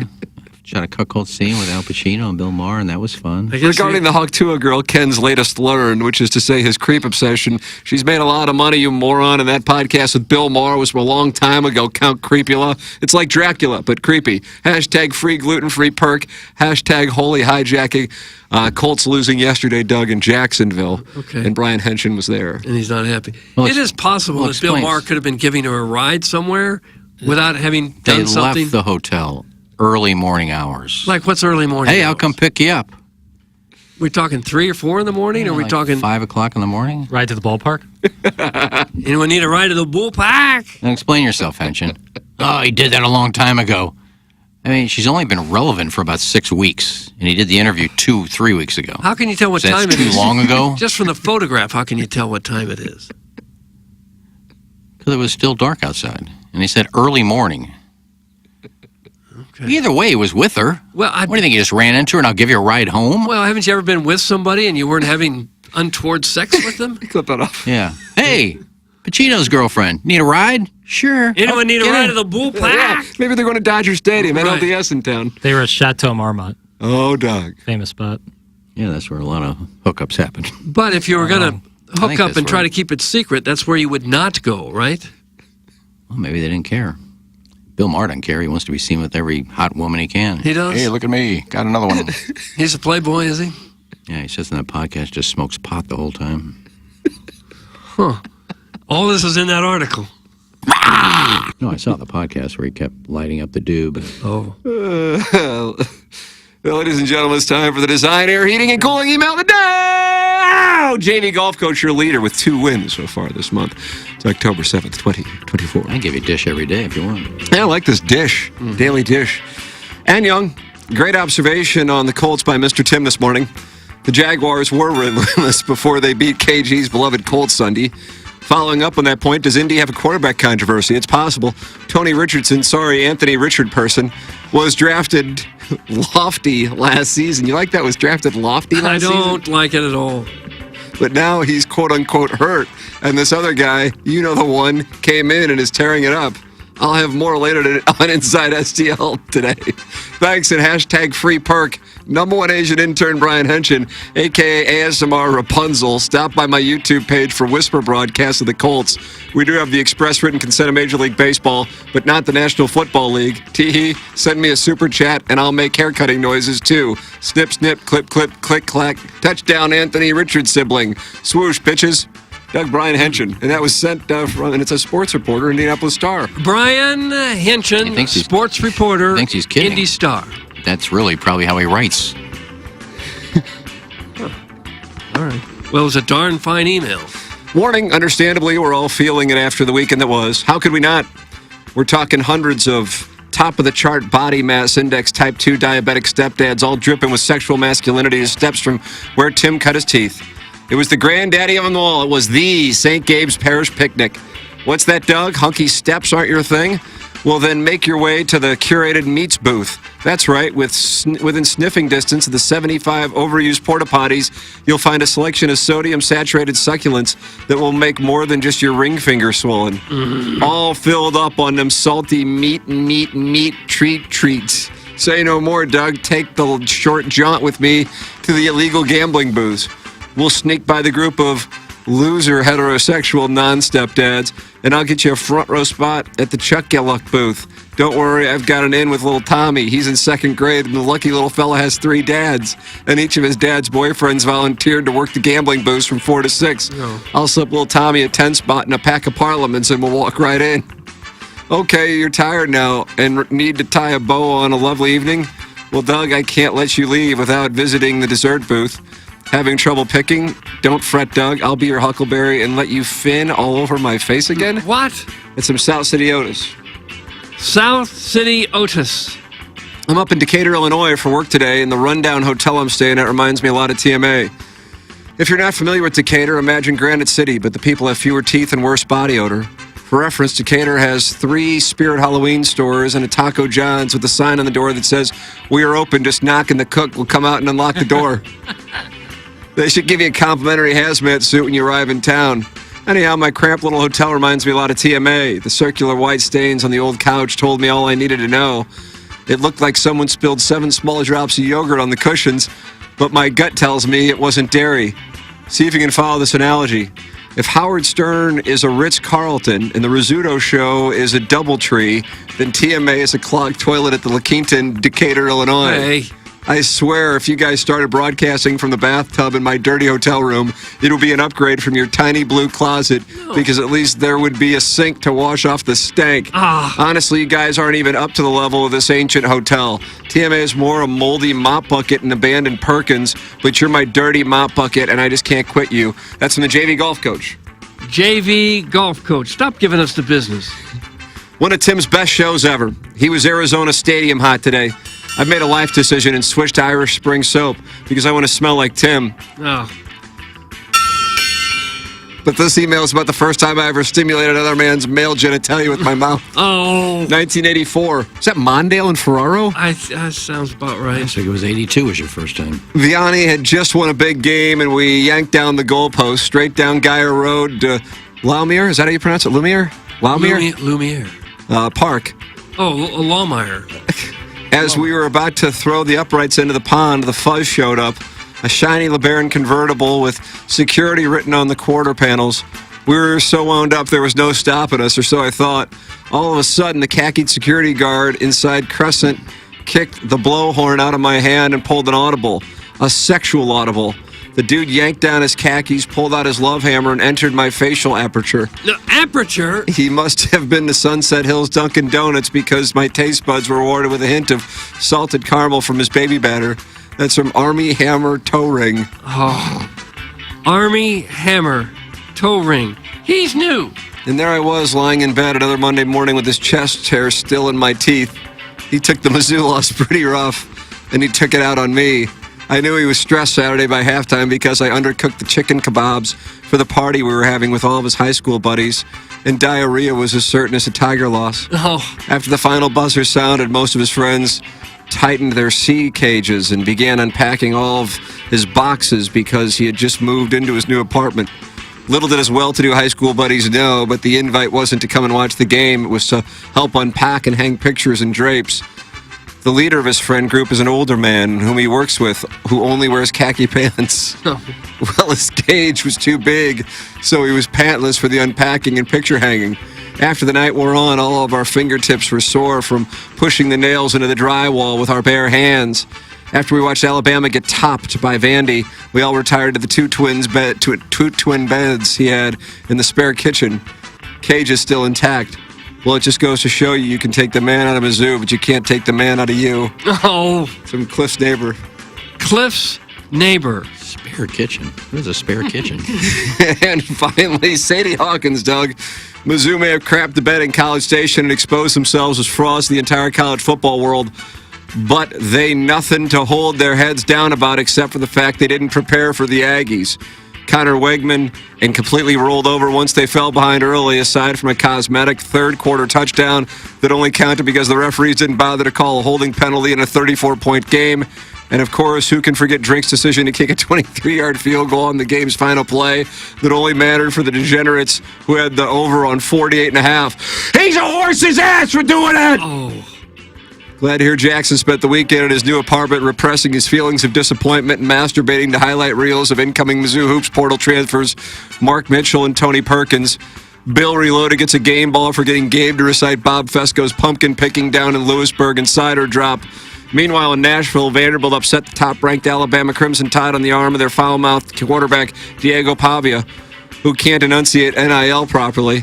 The MLB playoffs are heating up, and that means it's time for former Cardinals to shine, with Luke Weaver closing out a Yankees win, Lane Thomas hitting a 3-run bomb to power Cleveland to victory, and Mike Schilt managing his Padres to victory after scumbag Dodgers fans threw crap at his players. But I think the lead is that reigning Milagro Tequila Listener of the Month, Baldwin Beer Bitch's recently divorced female friend went feral and is thinking of going gay for pay. How much do you have to get before you go gay for pay? I don't know. I haven't talked to my billet dad yet. Doug, that's Buck Swope, and that's what we have. Buck Swope. For the Design Air Heating and Cooling email today. Swope was good again, but you know what? I'm going to go with the leadoff hitter. I thought Brian Hinchin was short and sweet. I enjoyed that. I'm voting for Brian Hinchin. I might have thought about Swope, but he lied to fit it into his narrative because the over-under was 46. The field goal meant nothing. I'm going to go with JV Golf Coach.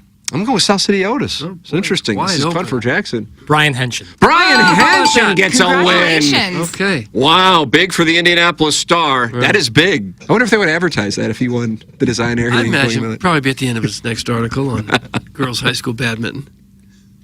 Jackson and I are going to go down, and they're going to be happy, and we're not going to be on Balloon Party. So if you want to watch us get lit up, switch your YouTube over to 101 ESPN. Time for us to shut it down and close out the 5P Academy and Hustle and Heart Sports Performance 9 o'clock hour for Jackson Bennett Burkett, Chairman Kurt, Kenneth Iggy Strode, my brother Kevin, Douglas Elvin Vaughn, up to McKernan. This has been TMA, presented to you by Brown and Crouppen. You're hearing TMA all day on KPNT HD2, Collinsville, St. Louis, featuring the morning after live from 7 a.m. to 10 a.m.